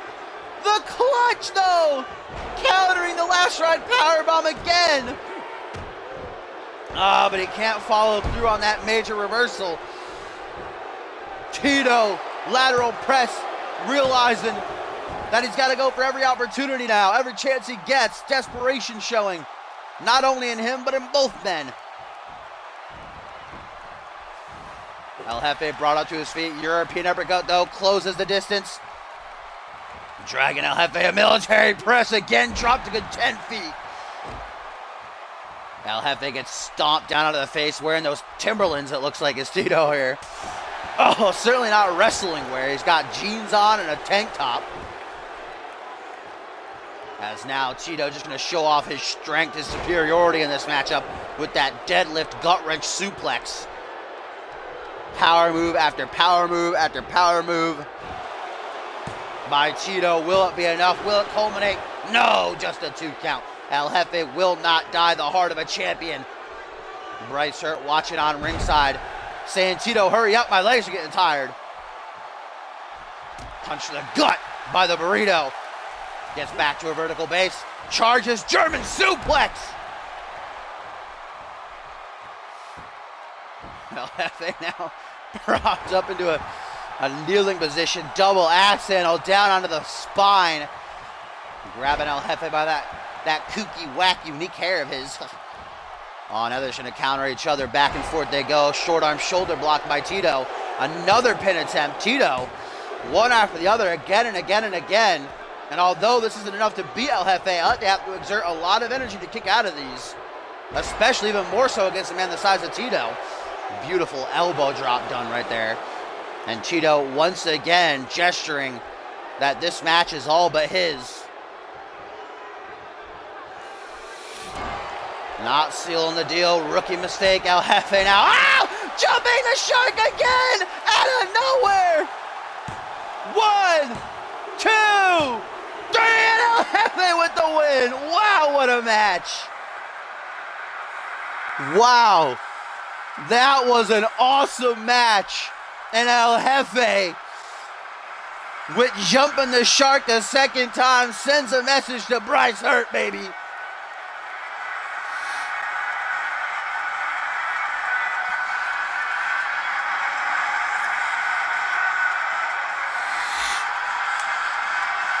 What a matchup.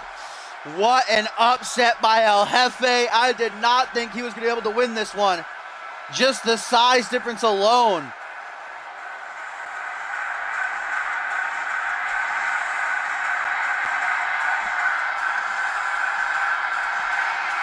All right, Tim, sounds good. You'll be here in spirit. Thanks for the messaging because I had to get streaming as soon as possible, but blessed for the donation. Bless your heart. And there's what did it, guys. A second dose of jumping the shark. What a performance by Tito, though. Obviously not a wrestler. He made a lot of rookie mistakes in this matchup. But, man, what a good match.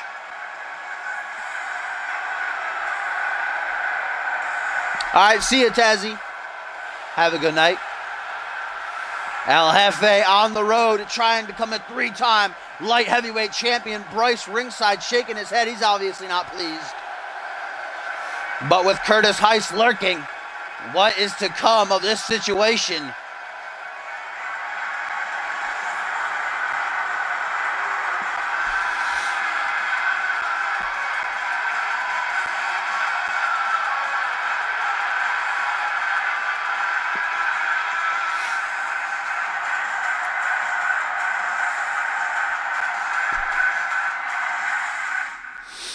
Well, yeah, you excited for Brendan X? He looks good. I'm excited too. He's coming to Fusion. Maybe he'll debut next week. Got a lot of new stars coming in. Good thing we got that Rising Star Championship debuting next week. Its holder will either be Freddie Osborne, Josh Wolf, or Seth Baker. That triple threat match on Reality Wrestling. But for now, folks, cause and effect is this Monday, and it's time for our main event here on episode 87. 87, trying to hold myself. Got it backwards there. 78 of Friday Night Genesis now. as we saw Rise kick off the show with a victory over Kenji Murakami and the family getting momentum for Cause and Effect. Now it's time to see their opponents at Cause and Effect, and Kaiva, the international champion, Randy Borton, the Alpha World champion, Bob Luger. Can they work together? There's obviously a lot of tension between them, most importantly between Kaiva and Randy Borton, as Randy Borton defeated Kaiva last week in a cage match to reclaim the international championship, handing Kaiva his first singles loss in nearly 3 months. Kaiva, though, is owed a rematch, but it'll have to wait until after Cause and Effect. These men have to work together. If there's even a hint of friction, we're going to see here tonight as the Hellfire Club will surely take advantage. John Reed, the leader, the voice of the club, joined by Nelson Jr. and Alex Taylor here in this one.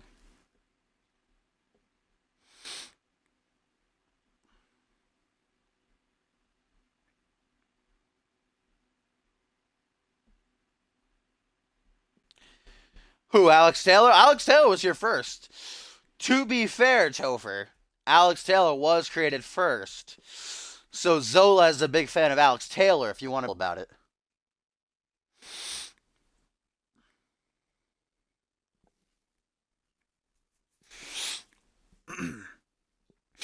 Cause and Effect, one of the most stacked cards of the year, no doubt. The very first ever Deadly Games tournament featuring 8 of Genesis's best. The winner gets an Alpha World title shot the very night against Bob Luger. One of the biggest things Luger was so peeved about when the Deadly Games was announced is that you have to be defending against someone who wasn't at 100%. Obviously, the winner of the Deadly Games will have to go through 4 other matches and then face Luger. So Luger obviously has wiggled himself into this situation. Now he's got a 6-man elimination tag coming up. So neither he or his challenger will be at 100% for the main event for the title match at Cause and Effect. And that's exactly what Luger wanted. But more importantly, they want to bring an end permanently to Rise. A tweet, guys, from Josh Wolf says, seeing Maverick bleed again makes me certain that he won't be able to win at Cause and Effect. The hunter is closing in on its prey. Josh Wolf, I'm surprised he's awake right now after that fucking thrashing he and Bill Maverick gave each other earlier on in the night backstage, man. Bill Maverick indeed was busted wide open, bloodied. Maverick is suffering from a concussion, let's remember, after that triple threat match a few weeks ago with he, Josh, and Nelson Jr. He did get diagnosed with a minor concussion after that, so might have been worsened. Who knows? We'll have to see what the medical crew has to say. But Josh Wolf certainly didn't leave that brawl unscathed. One-on-one they will go at Cause and Effect this Monday.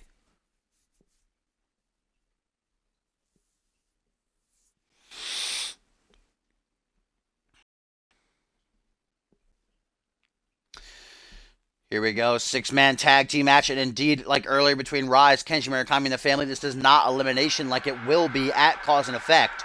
We have 3 traditional elimination tag matches. Obviously, Rise versus Kaiva Borton and Luger. And then Chris Andrews, Sarasi, and Tyson Cage versus the New Gods, Schmitty and Desolation versus Bannon, Samuel Boone, and Xander Slate as Alex Taylor, just like he did yesterday on Reality Wrestling, forgetting he has a match. Nelson Jr. had a matchup and Taylor accompanied him, but he didn't come out during the entrance. Just John Reed and Nelson Jr. here. Alex Taylor really has flaked out.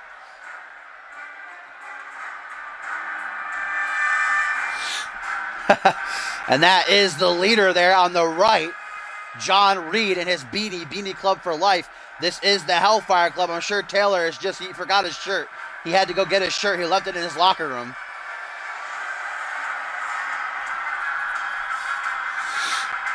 I touched on it earlier. The Hellfire Club, since forming 2 weeks ago, have had a real tough go of it. John Reed especially been on a losing streak.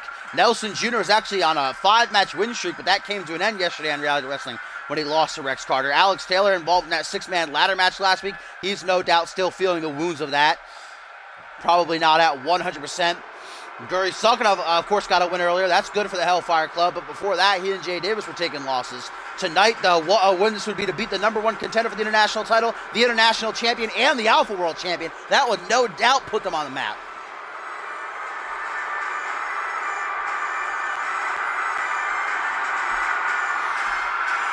And here we go, out first. The Latvian Kaiva, the former international champion, who was beaten by Randy Borton last week inside of a steel cage to lose the belt. The Moo Moo Man, now a 2-time champion. We'll see him come out in just a moment with the belt. No doubt that'll rub Kaiva the wrong way. Kaiva is owed a rematch, but he's gotta try to clear his mind of that. He'll get his rematch after cause and effect. He's got to focus on Rise, though. Work with Borton and Luger.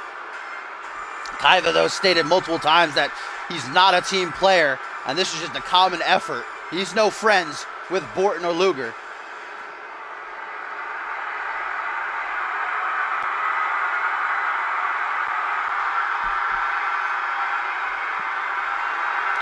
And, of course, Borton building up that suspense as the CMV Universe on the edge of their seats. Here he comes. The Moo Moo Man, baby. The Milkman. The King of the Ring. The Superstar of the Year. And once again, the International Champion, Randy Borton. Kicked off this season with the championship. Held it for 4 months with 4 defenses. Lost it inside of the Elimination Chamber at Dark Carnival 2 months ago. Just got his rematch last week and put down Kaiva rather quickly inside that steel cage to capture the title back.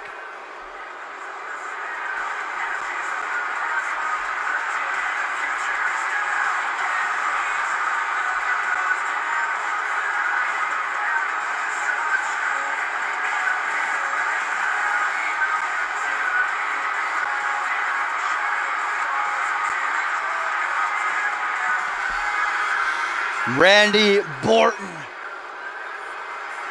one of the greatest to ever do it in a CMV ring, a future Hall of Famer, no doubt, but his career is far from over. Milkamania, about to run wild. I could see Borton winning Superstar of the Year again. He'd be the first ever back-to-back winner. He's no doubt going to be an option. Whether or not he wins is up to the CMV Universe, but he's certainly got my vote, baby. It's been the year of the Moo. As here we go, out next, last but certainly not least, the Alpha World Champion, the work ethic titan, the cardio maniac, the one and only Bob Luger. There we go. Also building up that suspense is our CMV Alpha World Champion. I thought it froze for a second. Bob Luger, despite facing Rise this Monday in Elimination Tag Team match, will also have to defend his title against the winner of the Deadly Games tournament, 8 of the best to do it on Genesis. Many men he's faced before, the likes of Tim LaFave, Furious Frank, Bison. Bob Luger is confident in his abilities, though. He could have very well sat back and said, yeah, I'll be 100%, I'll be nice and fresh. But no, he got involved with Kaiva and Randy Borton to take on Rise. He said, I don't want to face someone who's already hurt, who's not at 100%. If they have to compete, then I do too. So here we go, kicking off our main event. It's going to be Kaiva starting things off against John Reed, the leader of Hellfire Club. As John Reed charges out of the gate, mounts Kaiva with that Luthez and some harsh rights, just cracking him across the jaw. Don't know if that's so smart for John Reed to go to that turnbuckle. There you go, pays for it. Randy Borton kicking him in the ass. Sends him, as he fell right on top of Kaiva, though. That certainly hurt Kaiva as well. Both men back to their feet. We saw Rise win that 6-man tag team match to kick off the show tonight, beating Kenji Murakami and the family. So they got momentum. We'll see if Kaiva, Borton, and Luger can match it, or if the friction between them, the tension is just too much. Jawbreaker by the Fallen Angel. A multi-time contender for the International Championship this season. He was involved in that Elimination Chamber match at Dark Carnival. Also had a one-on-one shot against Borton back at Point Break. He's going to power slam by Kaiva. Kaiva, of course, capturing the title inside of the Elimination Chamber at Dark Carnival. He's not the one who pinned Borton. It was Andrew Briggs who pinned Borton to eliminate him, but Kaiva and Andrew Briggs worked together to wear down the Moo Man and then took him out. And then Kaiva proceeded to beat Briggs to win the championship, retained it against Duke Briggs at Regicide. So he is owed a rematch. We know he'll get it after cause and effect. Beautiful frog splash there by Borton. Very rare we see the Milkman go high like that. Usually only to hit that HBK-esque elbow drop. As John Reed moonwalks over to tag in Nelson Jr., who hit that hiccup yesterday, I should say, on Reality Wrestling, taking the loss to Rex Carter. But other than that, these past couple of months has been on a tear. Ooh, that boot right to the chest.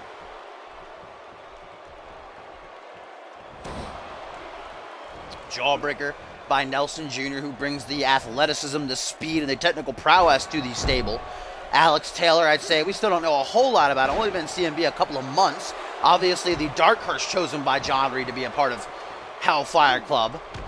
John Reed, obviously just all-around great competitor, great wrestler. He can fly high, too. As Randy Orton with the move, Thunderbomb! To finish things off already, just a one count, though. Reed and Taylor coming in to make sure it's not enough, as Borton in position, lining Nelson up for the Borto end. Is this one over already, folks? Kaiva stopping Alex Taylor, but John Reed, very smart, giving Nelson Jr. the time he needs to kick out here. Yeah, there we go. Nelson Jr. able to survive. John Reed was distracting the referee. Randy Orton springboard moonsault, frog splash I should say, as Bob Luger with a powerbomb to Alex Taylor there, because why not? Because what is that? Boom. And of course, the other two members of Hellfire Club, you got Guri Salkinov, who brings the strength without a doubt. 7 foot tall, 400 pounds. And then Jay Davis, a great technical wrestler trained by general manager of Genesis, Dave Turner, who used to be known as the Technical Prodigy. John Reed now in off of the tag, going for a classic neckbreaker. Borton counters last minute, though, to save himself. John Reed not allowing him to capitalize on the reversal, however. Reverses again out of the fireman's into a reverse DDT.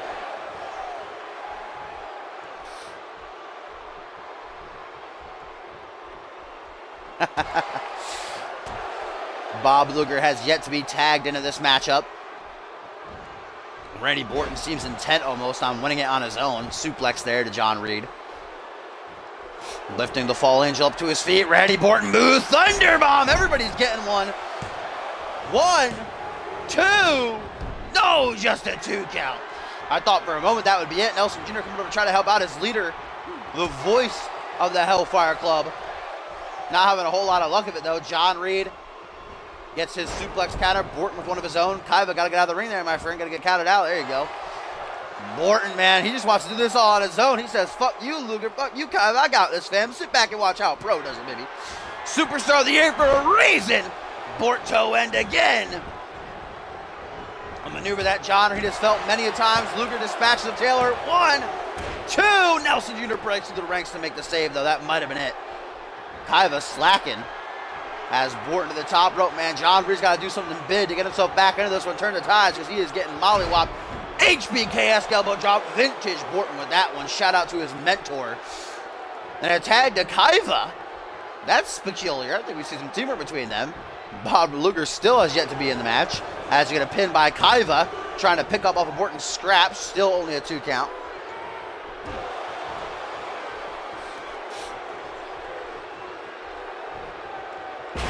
Suplex by John Reed. Doesn't hook it in for the pin, though. Going to make a tag. Very wise. Alex Taylor, 100% nice and fresh.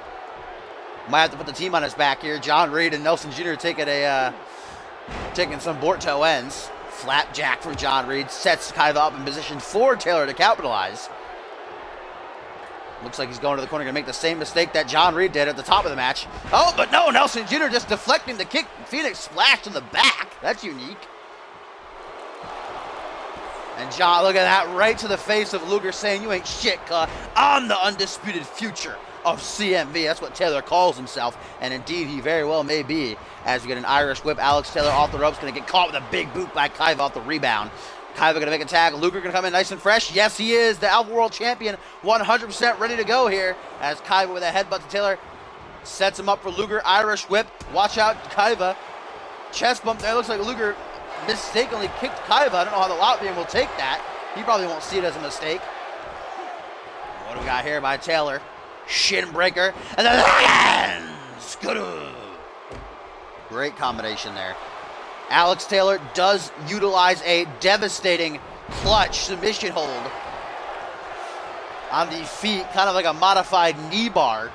So watch Alex Taylor in this match. Watch how he works on Luger's legs. Sunset flip powerbomb right there. Can you imagine if he makes the Alpha World Champion tap out? I don't think Luger has ever tapped out in his CMV career. Get a tag to Nelson Jr. now. the Canadian-born wrestler. Some teamwork between these two. Enziguri super kick, then an Enziguri and a super kick. Luger just killed right there. What up, Echo? Well, you don't have a call on Genesis, so no, you luckily did not lose. And you won't be losing. So you're safe. You're okay. Knee straight to the face of Bobby Boy right there. Nelson Jr. versatile in his strikes. Brings that Canadian strong style, he calls it. Luger doesn't give a shit, though. Crack to the jaw. Bob Luger, a second-generation superstar, the son of the legendary Lex Luger, of course. And that heel right in the face of Nelson. As he brings him up to his feet, Bob Luger! Shout out to Timmy Boy. Could it perhaps be Tim if he survives Deadly Games? Who will be challenging Bob Luger for the championship at Cause and Effect this Monday. And Bob Luger competing very well for someone who was coming off a dislocation to the shoulder. It was that wild card, that Rise jumped him backstage, costing him the past 2 weeks of his career. But he's back and he's looking better than ever, if I do say so myself. Took too much time admonishing his muscles there, though. Nelson Jr. snapmare to take him down. Not able to follow through whatever he was going for there. Maybe his knee drop that he likes to use from time to time.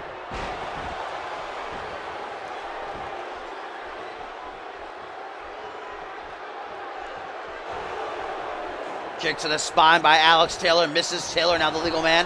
Nelson Jr. got to get out of the ring there. Watch the refs count. Jr. with a chop block. Dear fucking God, I heard the knee snap from over here.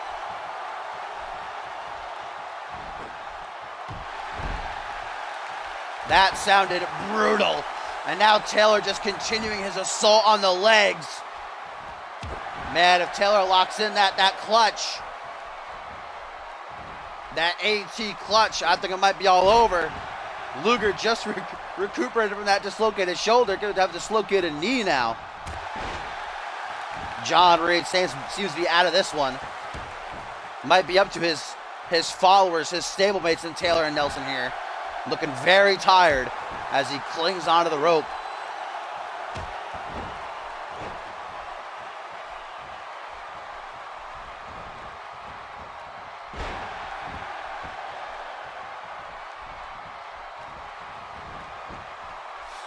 Brought up to his feet. European uppercut by the Alpha World Champion. The work at the Titan closing in again, Taylor.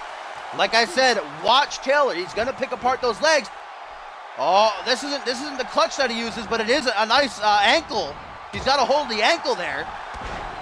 Off of the knee bar, but saved by his teammates for now. And right back into another submission attempt.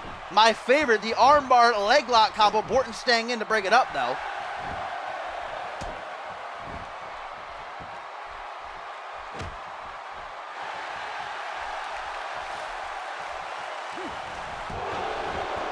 Oh, and now Luger busted wide open off that basement drop kick.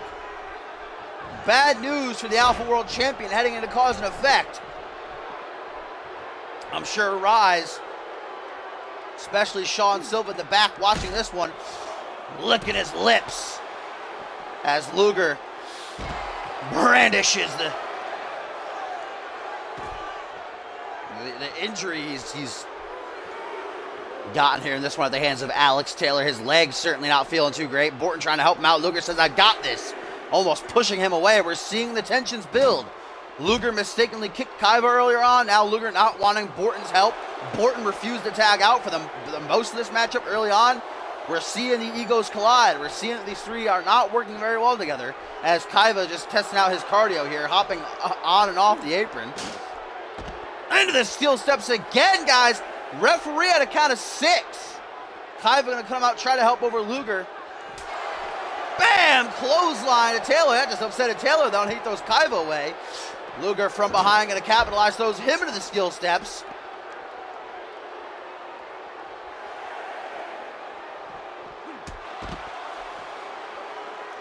Guys, count of 8 here. 9! I think we're getting a double count out here in the main event.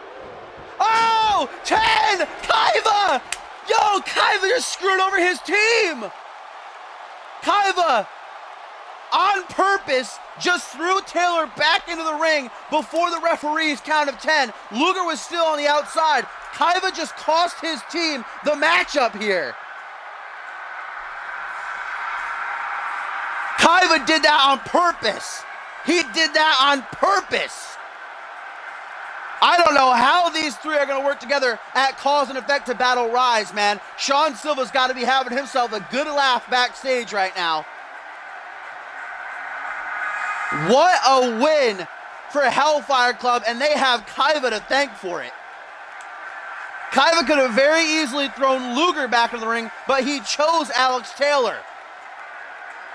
And Hellfire Club get the count-out win because of it.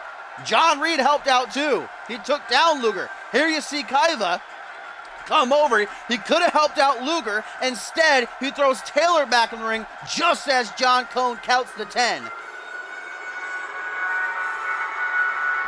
How are Kaiva, Borton, and Luger going to work together at Cause and Effect against Rise after Kaiva just pulled that ish? All three men pulling some stuff, though. Luger refused help from Borton, and Borton hogged the limelight. He refused to tag out for a good 10 minutes. Hellfire Club, what a win for them.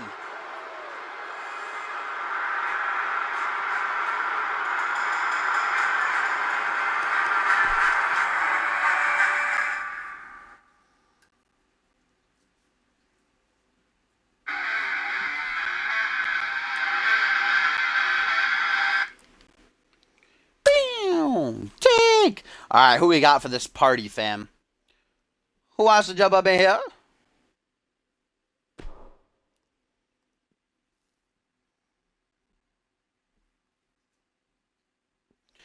Da-da-da-da. Bye, Tomcat. Maybe we won't see you tomorrow, or next week, or the next month, or the next year, or the next season, or the season after that. But we'll see each other again one day. I believe. Apparently, Zach Cage was injured. It was just cleared. I didn't even know he had an injury, though, to be completely honest. All right, we got that live event.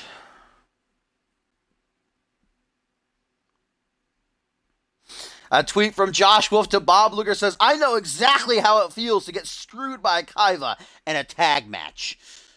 referring, I should say, to Wildcard, where they were picked to team together for a tag team title shot. Kaiva was the man pinned in it.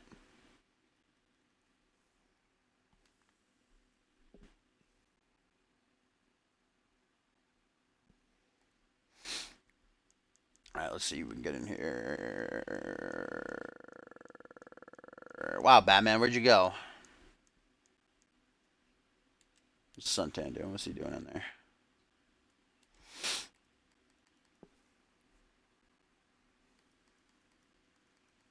Wow. Wow, Batman left and Gumble's not on either. Wow, wee! I guess I'm alone. I guess nobody likes me.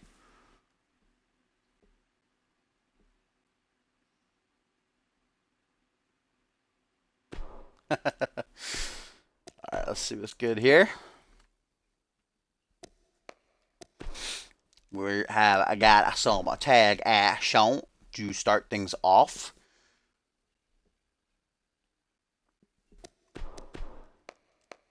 This new team of DRH, Season 1 vet, and Zach Peterson been working together these past couple weeks. Have yet to get a win. Perhaps tonight could be their night as they take on Hotline Miami, who have been on a roll since coming to the Genesis roster, currently on a 2-match win streak. And we got a tweet, guys, from Sam Valentine, who says, Luger looking like he has been skipping chest day and that bird chest. That's why you lost, kid.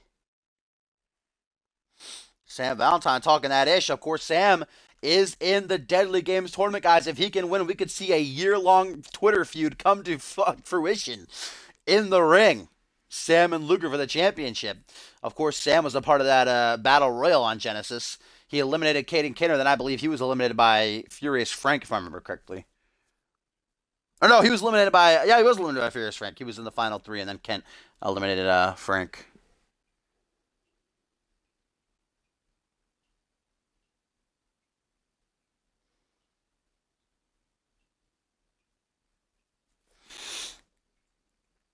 I wish you could move in with me, Josh. That's what I wish. DRH is your favorite call? I'm a big fan of DRH, that season 1 veteran.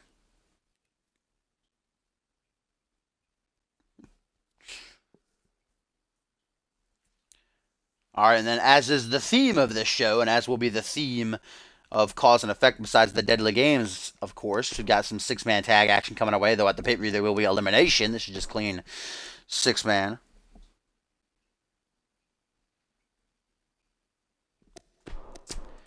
We have got Ryan Colt,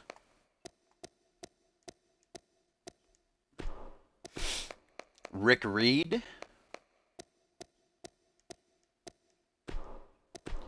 and Owen Severn teaming up.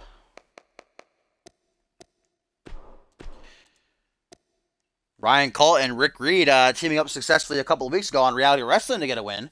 Ryan Colt also fresh off of that 6-man elim tag. It was yesterday on Reality Wrestling for a chance to get into the Rising Star Championship match next week. So he's certainly out for some retribution here, trying to get back on the winning side. They worked well together, so we'll see how they pair with Owen Severn, as they are going to take on Seth Baker.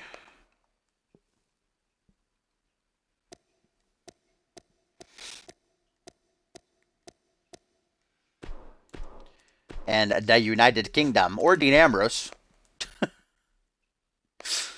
Fucking Griffin Drake, where you at, though?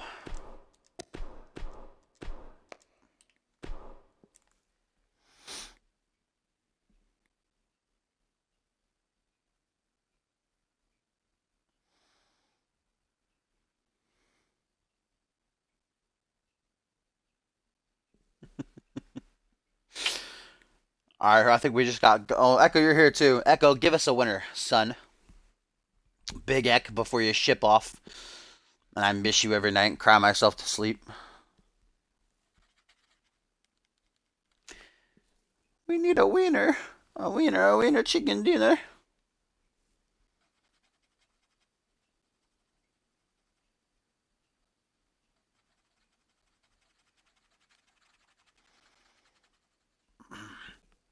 No, Hellish. Tomcat says he's leaving, but he'll give you Alex Taylor if you want. Well, he said he'll give someone Alex Taylor, whoever wants him, so I assume you can just take him to stay in Hellfire Club. Big Gumble getting it.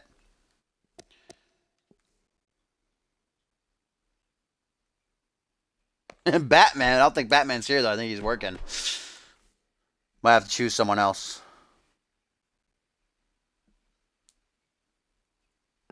Fucking rigged, Borton. Way to rig it, kid. both your Genesis guys are booked already, though, Gumble. Well, I guess Kaiva's not in this live event. You could use him again if you wanted to.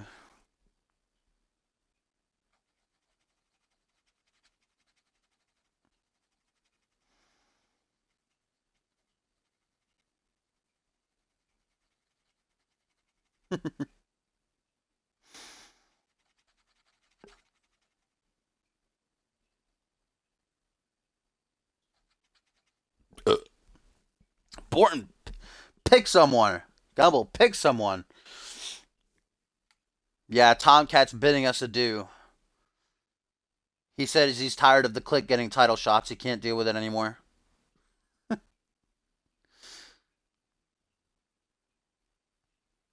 Oh, Nicola? Alright, damn, chill.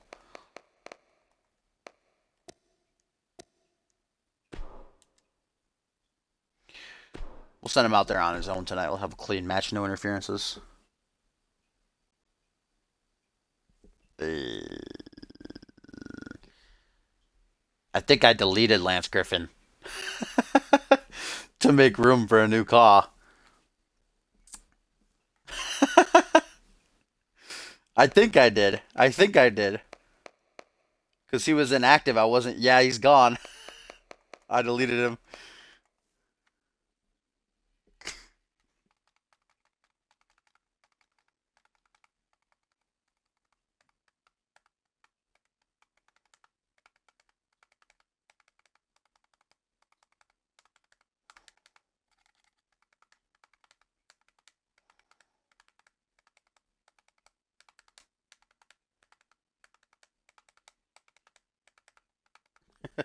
All right, giving Hellish that pity pick. All right, Hellish.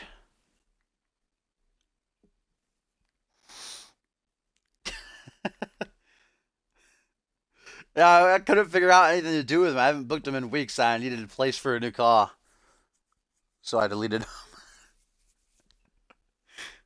I'll re-download him if you want me to, if you really want me to. Or you can upload a new guy, whatever. Because I do have a couple of spaces open now. I deleted him weeks ago.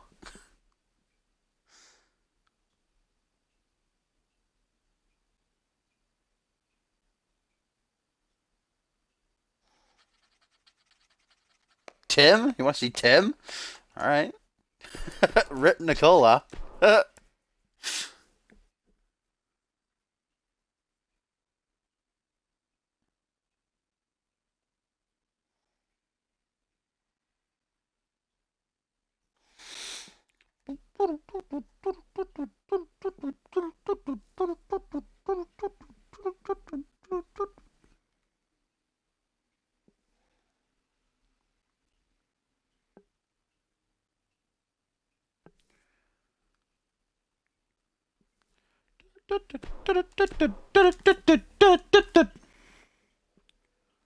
Gumball, are you on? It doesn't feel right doing live events alone.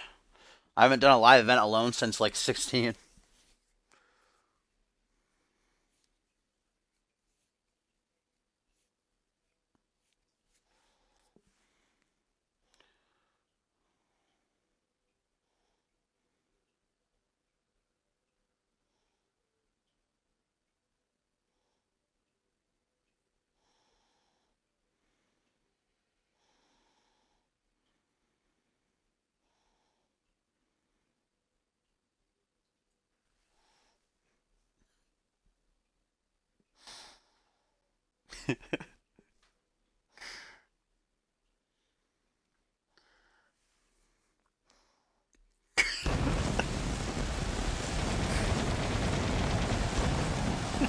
I mean, go back to that. Oh, I don't think it's on there anymore, actually. That test stream I did when the game first came out.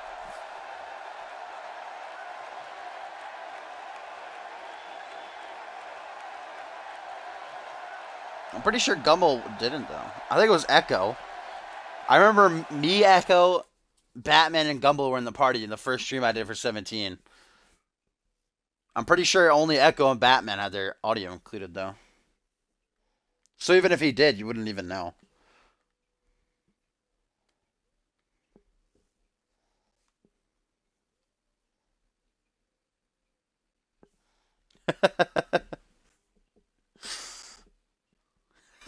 All right, let's see who wins this new pairing of DRH and Zach Peterson took on Hotline Miami. They are not enough, though, to quell the momentum that Eli and Drake have been riding on. That's now 3 wins in a row for them.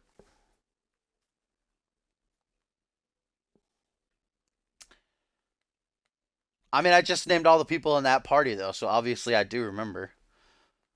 I remember Fury had a match against Megan Cooper, and we said Megan Cooper looked like she was dipped in like a vat of Vaseline. It looks like she got cum all over her. I remember that. Ooh, I got a whisper. Who's this from?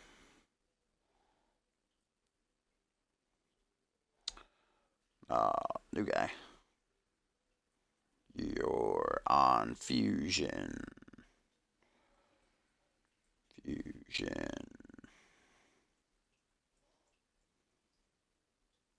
Next week.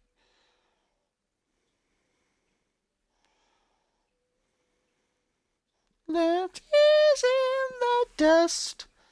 Alright, here we go. 6-man tag team match coming our way. As we are going to see Ryan Cole and Rick Reed come together once again. Like I said, it was 2 weeks ago. They won a matchup on Reality Wrestling together. Worked pretty well with one another. They're going to be joined by newcomer Owen Severn, who debuted on last week's Reality Wrestling with a loss to someone. I don't remember who. I don't remember who beat him. I think it was Seth Baker, I'm pretty sure. It was Seth Baker. That's why I put him in this match. I'm dumb. I am dumb. So a chance for him to get some revenge as Baker gets ready for that Triple Threat matchup next week on Reality Wrestling. The winner crowned the very first ever Rising Star champion. He's got the United Kingdom flanking him. Griffin Drake, Richard Franco, CMV, Season 1 veterans, former tag team champions. They got themselves a win earlier this week, actually yesterday on Reality Wrestling. They got a victory for themselves over Sean Silva and Bryce Hurt.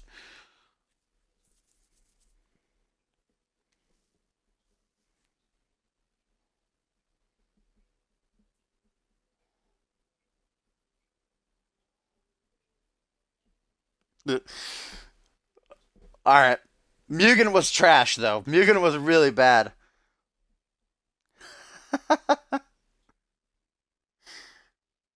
Mugen was so bad.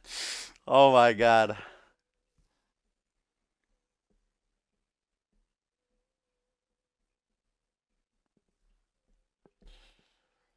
Whoa, whoa. I'll put something in your mouth, Gumbel.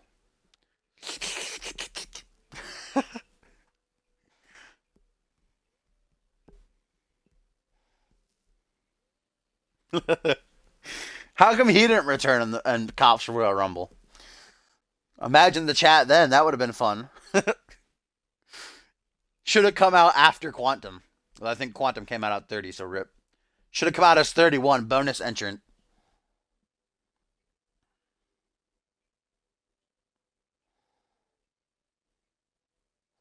First Mugen was beautiful. First Mugen was gorgeous. Tim remake Mugen? Not so much.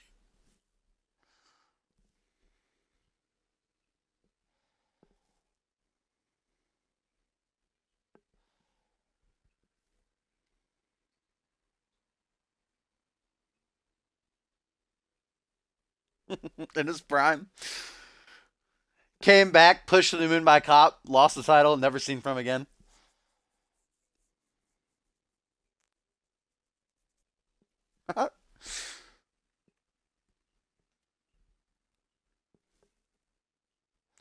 Lay down your pain, let it down your heart, let it flow like rain, like tears in the dust.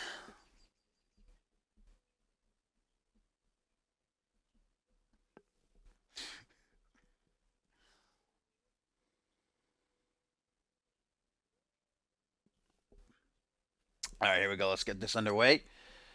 6-man tag team action. Been Ryan Colt's forte these past few weeks. Tag matches abound.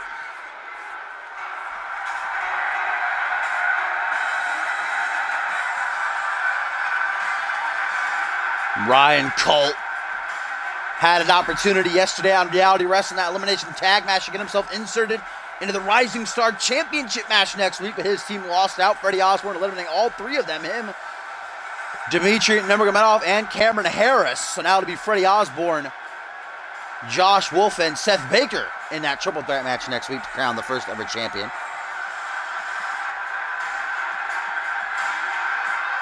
Cole, great technical wrestler, really a throwback style as well. A lot of suplexes and pile drivers in his moveset.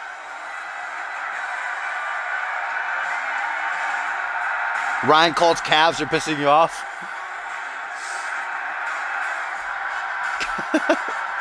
Maury's getting triggered by Ryan Colt's calves, ladies and gentlemen.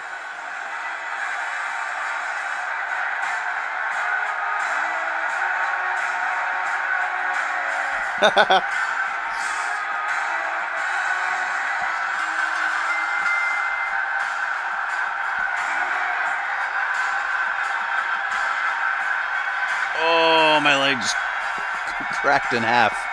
Oh my god. Staying in the same position for 2 hours will do that, I guess.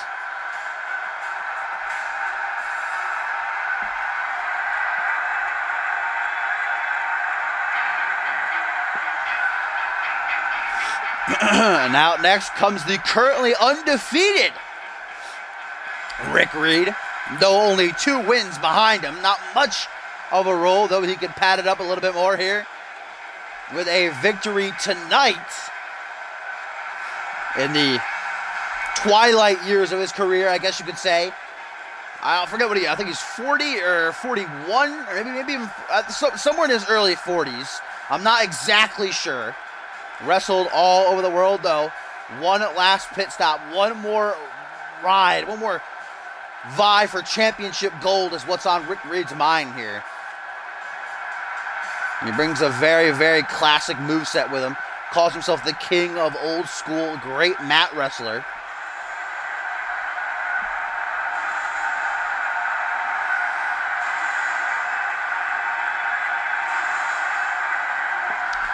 And last but not least, to round out this trio is the newcomer Owen Severn, who debuted last week with a loss to, I should say, Seth Baker.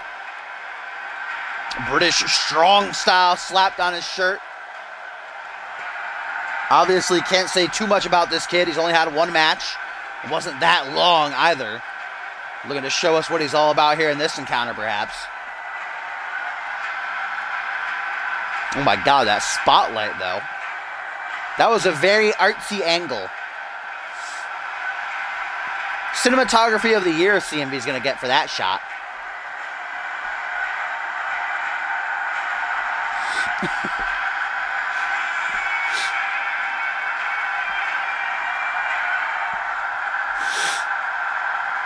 And there we go. Team 1, Ryan Colt, Rick Reed, and Owen Severn. Gumbles. Team Gummy. Well, Brett and Gumble. Nobody was supposed to know that, but Batman soiled the big surprise last week. Still blame it solely on Batman.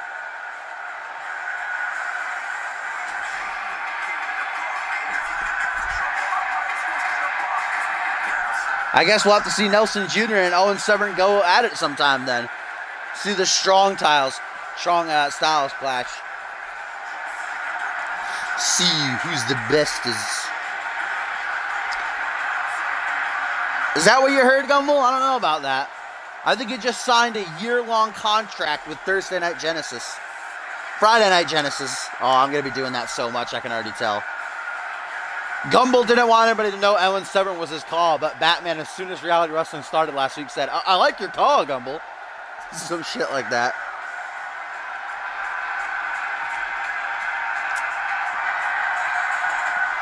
As here we go, the theme song just keeps on playing.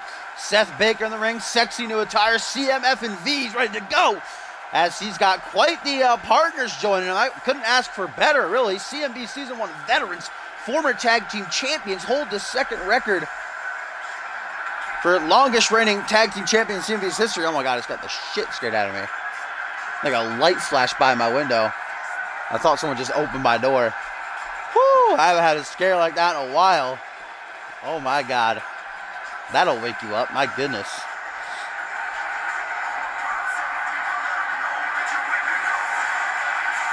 I don't know, Gumbel. I don't think so. I think he's got a match on next week's Genesis. That's what I think.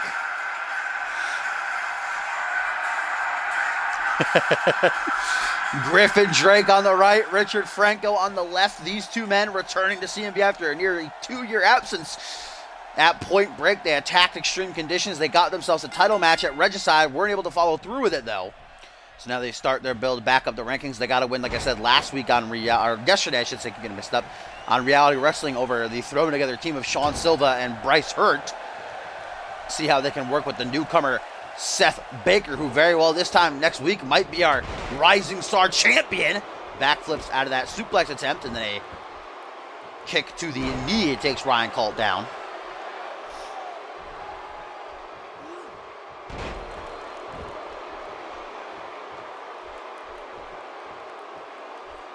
I don't know about that, Gumbel. Maybe he has a double-sided contract. Already a tag out as in comes the... I'm not going to call him big. He's tall. I think, yeah, more recently, he's lengthy. I think he would do great in MMA. Maybe he has done great in MMA because he's very, very tall but sleek. He's got great reach as now Rick Reed is in off of the tag. Like I said, oh, Ryan Cole is furious. Just killing the referee right there. He's fucking knocking his teeth down his throat. Jeez, Ryan is still salty about his loss yesterday on Reality Wrestling, missing out on the Rising Star title.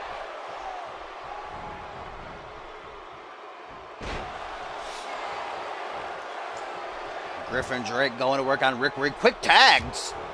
Back in comes Seth Baker now. CMV's bringing to the party. Rick Reed going to grab him by the front headlocks. This is two generations going at it here. Rick Reed, like I said, embodies that old school style. A lot of mat-based wrestling. Seth Baker, a high flyer. Great agility in his moveset. As here comes Owen Severn in. Off of the tag. Great counter off the military press as Baker was trying to showcase his strength, but it backfired.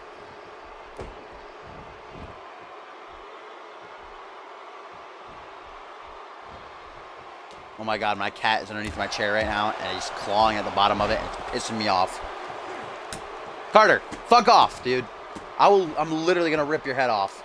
I hate this cat so much. Oh my God. There we go. Fuck off. Stupid bitch. I hate cats with such a passion you don't even know. And of course, that's why I have one. That's Seth Baker with a throat thrust to take down Owen Severn. Brandishing that British flag, his pride. Whole country pride on his boot there. We're gonna get some skullduggery abound. He's got a Northern Light suplex under the pin. Ryan Colt and Rick Reed coming in is trying to stop Seth Baker and Richard Franco. No need though.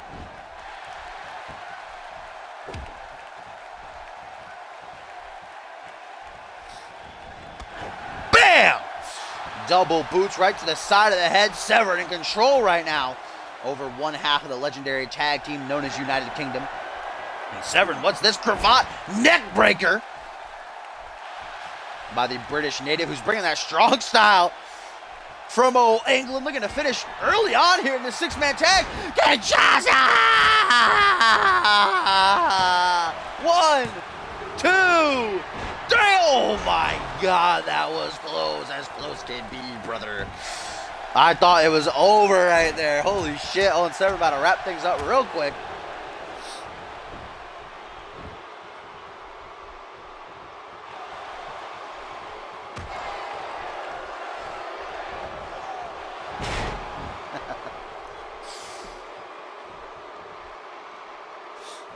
Owen Severn now beginning to show. He's a bit tired, some fatigue setting in as Rick Reed now coming back in off the tag. Griffin Drake in big time trouble in his corner. He's just got to reach out to make a tag. He certainly needs one after getting that Kinshasa, that shin right to the face. There is a nice reverse DDT elbow drop combo majig thing. That's Sebastian Vachon uses that, calls it the Grenoble Project, but I'm pretty sure Griffin Drake is not from Grenoble. Yeah, I think that maybe the United Kingdom and Owen Severn would have fit probably good as a tag team. They're both from Britain. They both got that British pride. They're showing it. United Kingdom got it on their tights. You can see right there, but stacking them against each other here tonight. Owen Severn certainly didn't show any remorse when he was in there with Drake. As Richard Franco, the smaller of the United Kingdom, the more agile. I wouldn't call him a high flyer, though. Both United Kingdom members brawlers.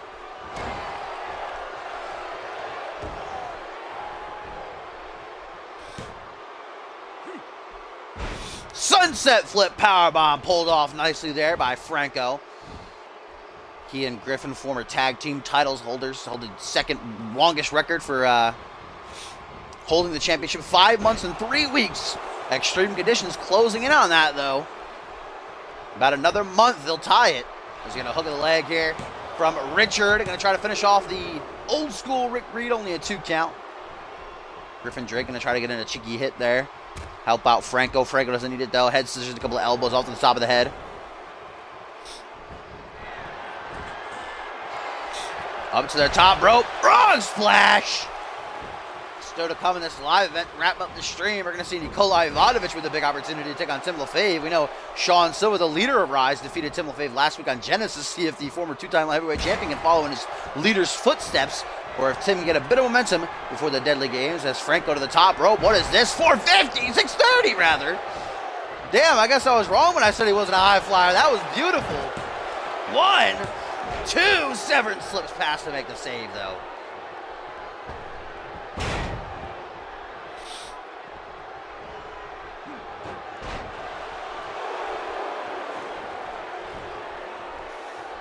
Rick Reed now grasping at his knee. Richard Franco going to target it. Reed, being a veteran, I think he wouldn't show weakness like that. Guess the pain must be too much.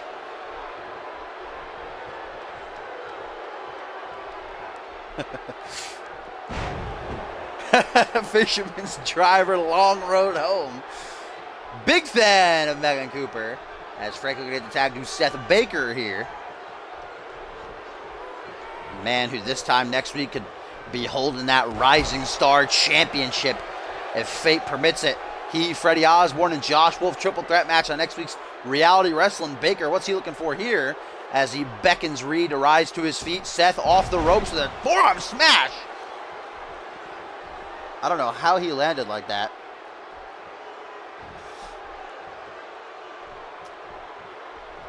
Front headlock, bringing double R to his feet. The veteran of the ring counters, though. Stalls into one of his own. Reed should be looking for a tag, and there he goes, going to tag in. Who, though, is the question. Trying to decide, eeny, meeny, miny, mo. Just decides to not.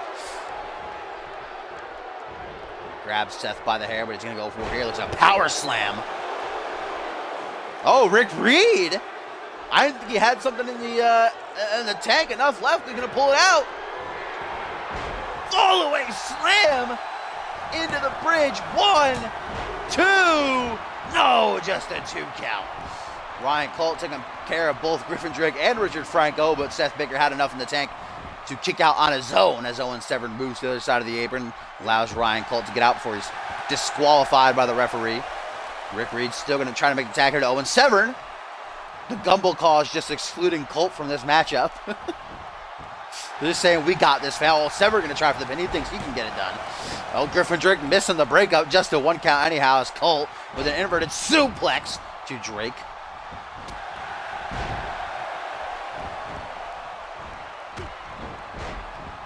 Yeah, I thought I'm going to be getting that. Well, it's only $10 a month, so I will get it if the games are good enough. Like, so far I see Halo 5 on there. That's really the only one that looks appetizing to me, but it's apparently they're debuting with 100 games, so they only showed you, like, the top 15, so I'm going to see what else is on there. I'm probably going to get, though, Papa Cutter by Seth Baker. That's what he defeated Owen Severn with last week in their singles encounter. Will he do it again here tonight? Hooks the leg. 1, 2, just a 2 count, though. United Kingdom bumping each other. They have to break it up, though. Colt and Reed didn't seem too bothered coming in to help out Owen.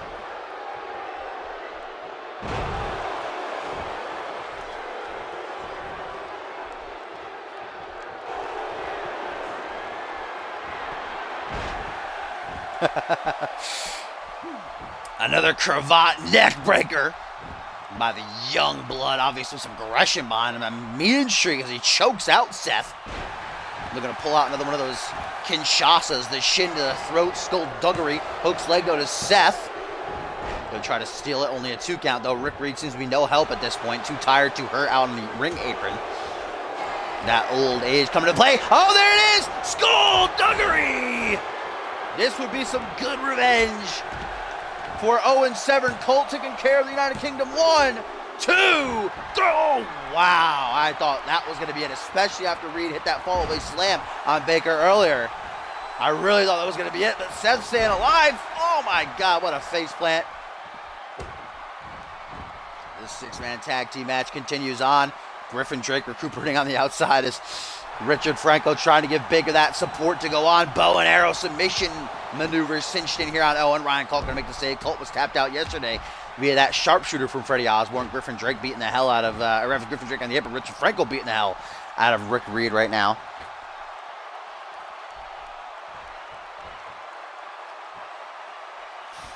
If the first month's 3, then yeah, I'll definitely try it. And if the game's, I haven't seen that CMV yet. Was that Rough Rider off the second turnbuckle, leg drop. Yeah, there's Gears Ultimate, Sunset Overdrive, Halo 5 is like the big one that they're promoting. It's like the top one. I'm not a big Halo fan. I'll try it though. Depends what games are on there. We'll see. It's coming out later. I think later this month or early next month is supposed to be releasing. It said sometime in spring. It said early spring. So.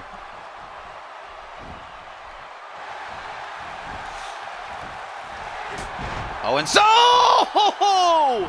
What a kick by Owen Severn coming out of nowhere. GG, 1, 2, only a 2 count. Now this ring just filling with superstars. Owen Severn taught at the wrong time, took a knee for his troubles. Another short arm clothesline also. Oh, Richard Franco to the top rope. Going for that 630 senton. Oh, just a body splash this time.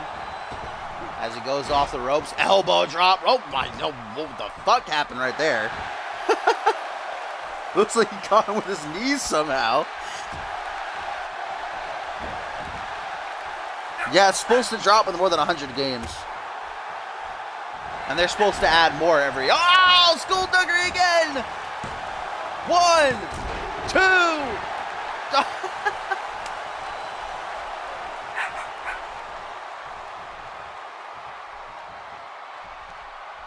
Hang on, guys, I'll be right back.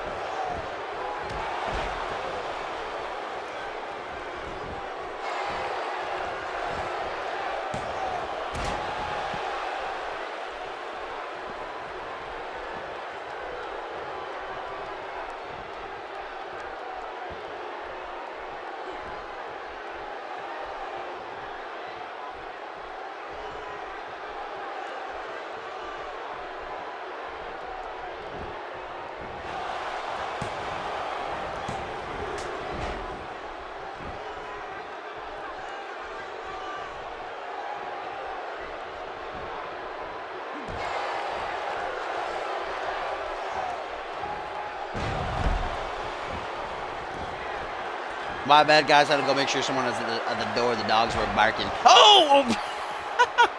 I come back just in time to see Richard Franco horribly botch that 630 cent. I'm going to talk, though. Letting the CMV Universe know he's okay, and then headbutting the top rope. Going to try for it again? He's going to miss it again, isn't he?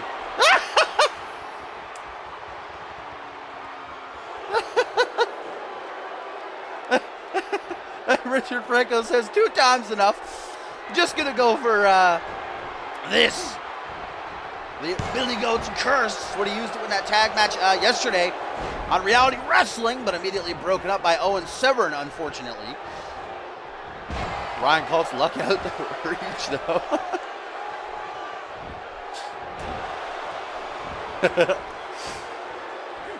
Tilt-a-whirl arm drag by Richard Franco. Owen Severn down on one knee. He's got to get out of the ring before he's disqualified by the referee. As Franco tries to prevent hooking the leg of Ryan Cole here in this 6-man tag team match on the live event. Owen Severn make the save again. As Seth Bigger takes down Drake, his own tag team partner. That's obviously a miscommunication there. Now going to make up for it as he targets Ryan Colt with a stomp down onto the forearm. Look at the way he's got his arm bent behind his back as well.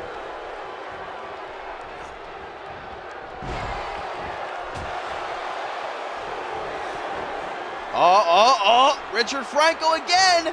Can you imagine if Ryan Cole taps out twice in 2 days? That would be so embarrassing. He's got that Boston Crab locked in, but Owen Severn makes sure that doesn't happen. Owen Severn putting a team on his back right now, my friends. Breaking up pins and submissions. Front headlock by Franco. Gonna let go though, pushes him back, takes to the gut. Ryan Cole obviously trying to get off his one in the chamber. An avalanche, but Franco's just not letting him get going. As Franco again gonna try for this Billy Goat's Curse. I don't know where Rick Reed just went. Owen Severn can make the save again, or something can stop him. Is Cole gonna tap? Cole taps again. Ryan Cole is forced to submit, ladies and gentlemen. Ryan Cole just not with that luck these past couple of days. Started off his debut on Genesis strong with that win alongside Rick Reed's performance in the 6-man ladder match, but this week is just not his. Freddie Osborne tapped him out yesterday. Richard Franco forcing him to submit here tonight.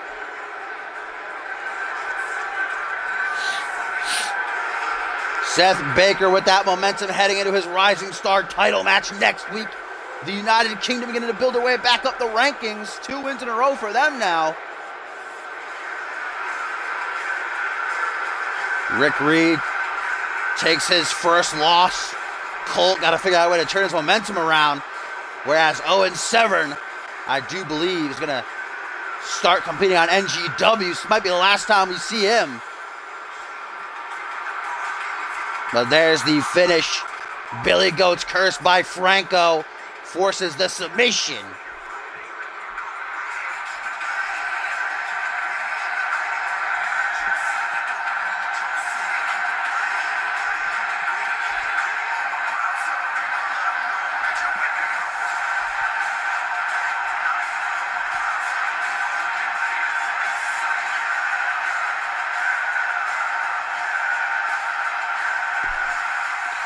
Hall of Fame is on tonight. I don't know when it starts. Alexa, what time? Alexa, what time? It's 7:21 p.m. 7:20. Probably starts at 8, would be my guess. Or it might have started already. It might have started at 7. I'm not sure. 7 or 8 is usually when they start things.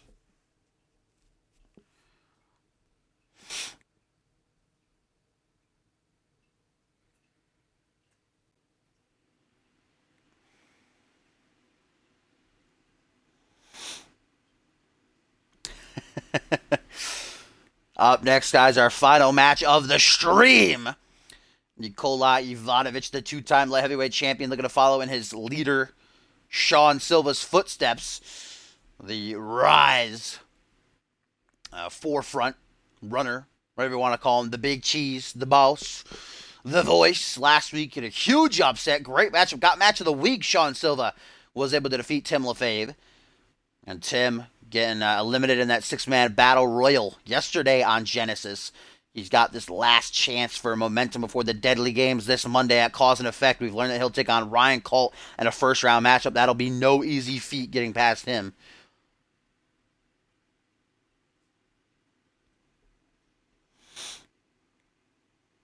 There's a pre-show to Hall of Fame. What?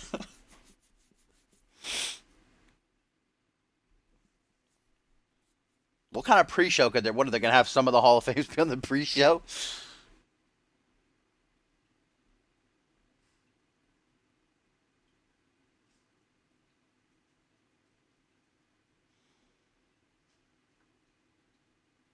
Ah, I see.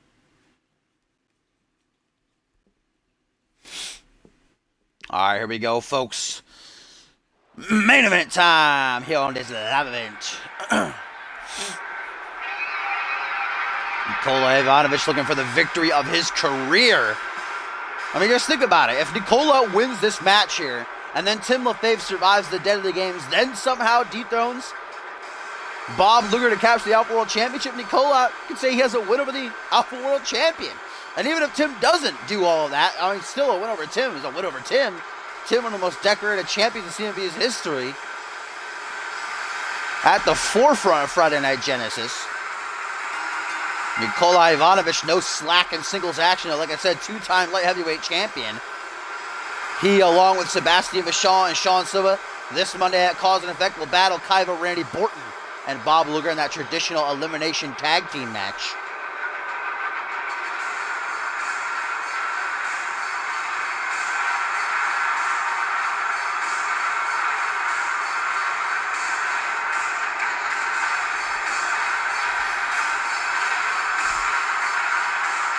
What up, Noah? You are late as hell. This is the last matchup of the stream, but welcome nonetheless.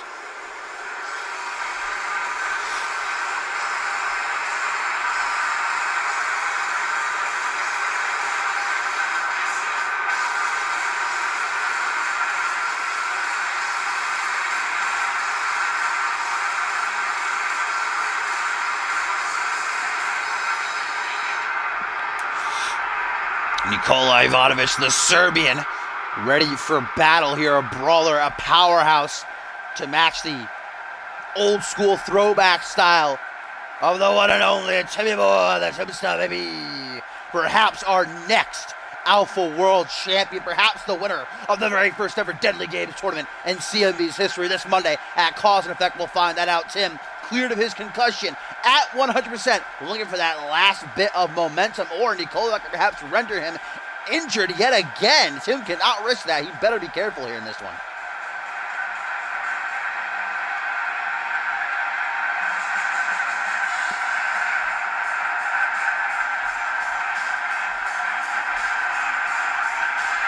Tim LaFave, a two-time Anarchy champion, two-time tag team champion, two-time international champion, and the very first ever Alpha World Champion. Not to mention his Glammy Awards. He's got 3 of them. I think he won, actually I think 3 or 4 he won.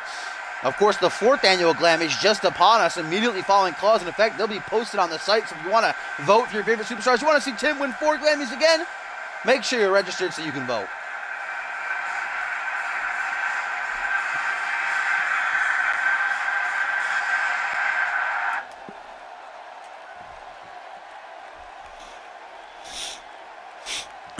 Here we go. Nikolai Ivanovic, Tim LaFave, one-on-one. Both rocking that green. Maybe Tim's going to join Rise. He's going to cross-arm DDT from Ivanovic right out of the gate. And I hear Tim's going to be rocking that old-school orange attire for Deadly Games and Cause and Effect. That OG Tim attire. Looking forward to it.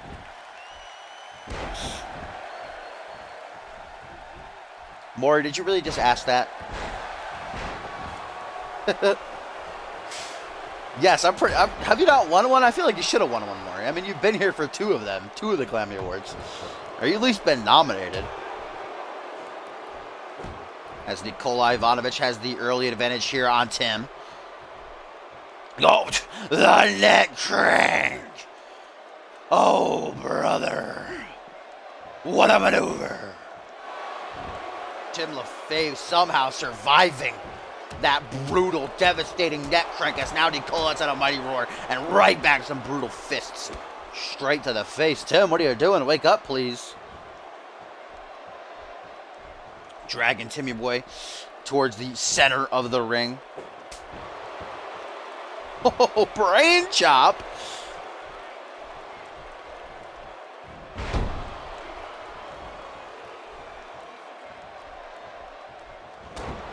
What?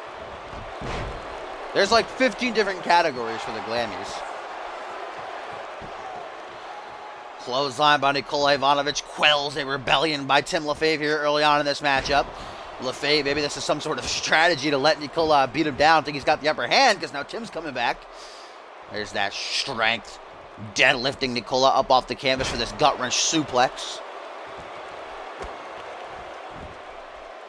Kick to the spine while Nikolai's down, bring him up to his feet. The Serbian, though, representing Rise, going to slam him face first down to the canvas. Certainly an opportunity for Tim LaFave to soften up Nikolai Ivanovic and send him Bob Luger's way for that 6-man tag. Put a dent in the momentum of Rise. You know, Tim LaFave and Bob Luger, very good friends, but come Cause and Effect, if Tim LaFave is victorious in the Deadly Games tournament, he'll be challenging Luger for that championship. And we know that friendship goes out the window when titles are on the line. Oh my God! Backstabber into the pin. 1, 2, only a 2 count. And now Nicola closing on LaFave, looking for that shotgun Samoan drop. LaFave, though, obviously studying the tapes. Long Island slam to follow through after countering it. Into the pin now. Tim looking to finish. 1, 2. Just a 2 count. Not going to bury Nikolai that easy.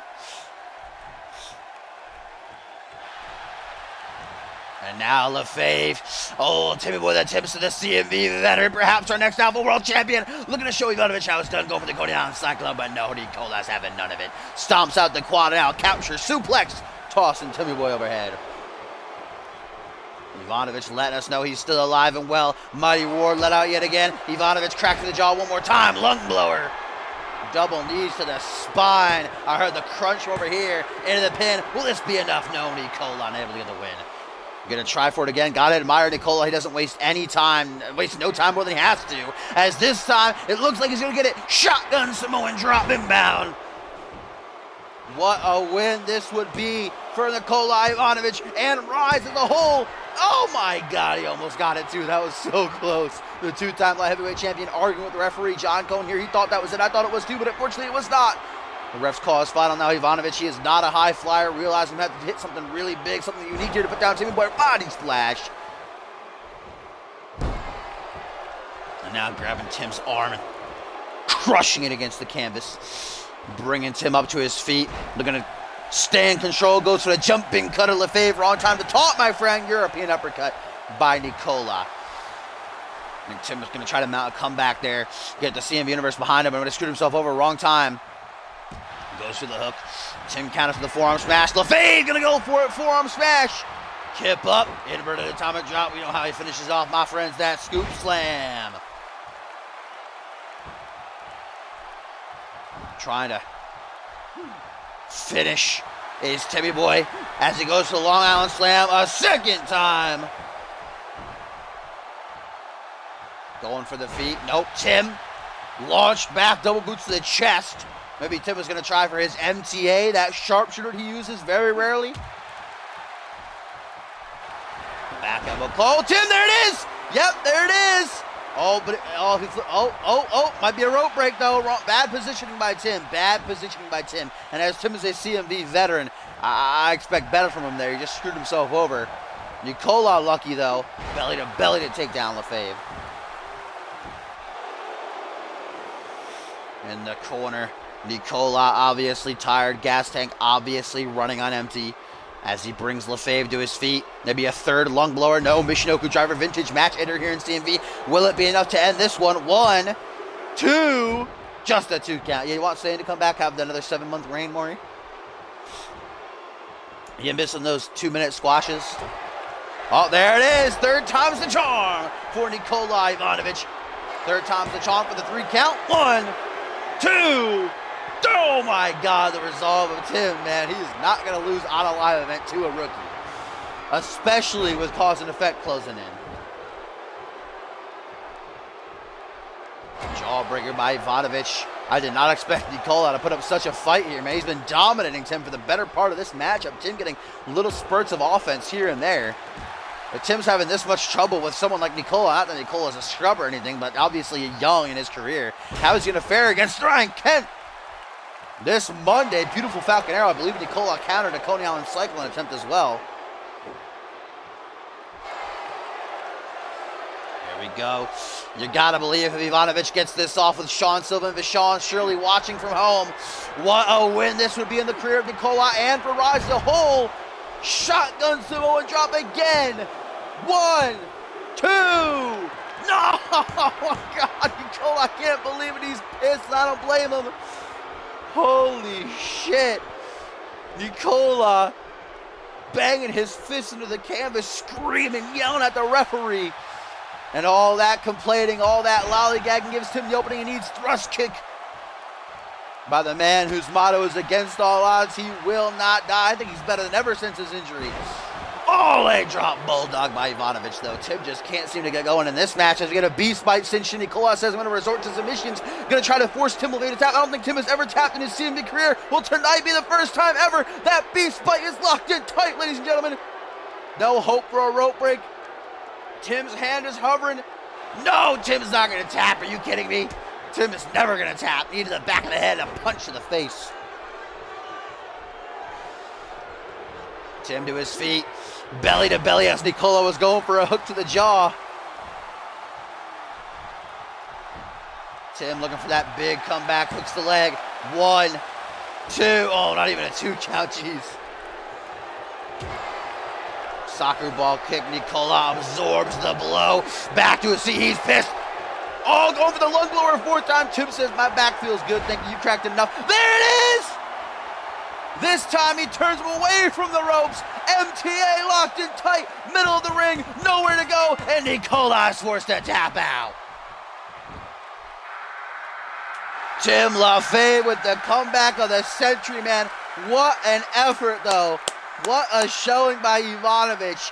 He had it won so many times, but Tim ain't losing on a live event. He ain't putting over that young talent, especially with cause and effect on the horizon this Monday in the Deadly Games. What a match. What a win for Tim.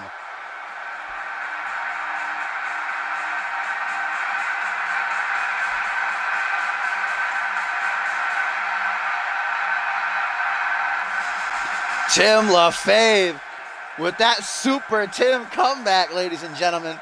And here's what did it. First time he locked this in, Nicola got a rope break. Bad positioning on the part of LaFave. This time he turned her towards the center of the ring. No hope for Nicola. Forced to tap out. Tim LaFave is amped up. He's at 100% and he is ready for the Deadly Games tournament.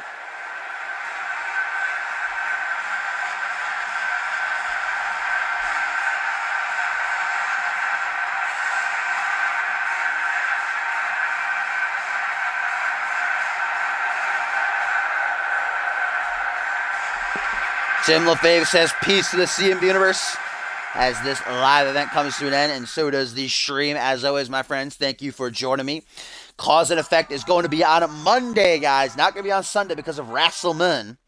So expect the card to be up maybe tonight, probably early tomorrow, though. So get your predictions in. If you're not a member of the website, communityuniverse.4motion.com, you want your call involved with the program, go over there and register with us. We got role-playing sections for your call, roster pages, rankings, all that good stuff. All the past episodes on my YouTube channel, if you want to watch them, linked on my Twitch info page. There's a weak burp there for me. But I love you, and I will see you at Cause and Effect.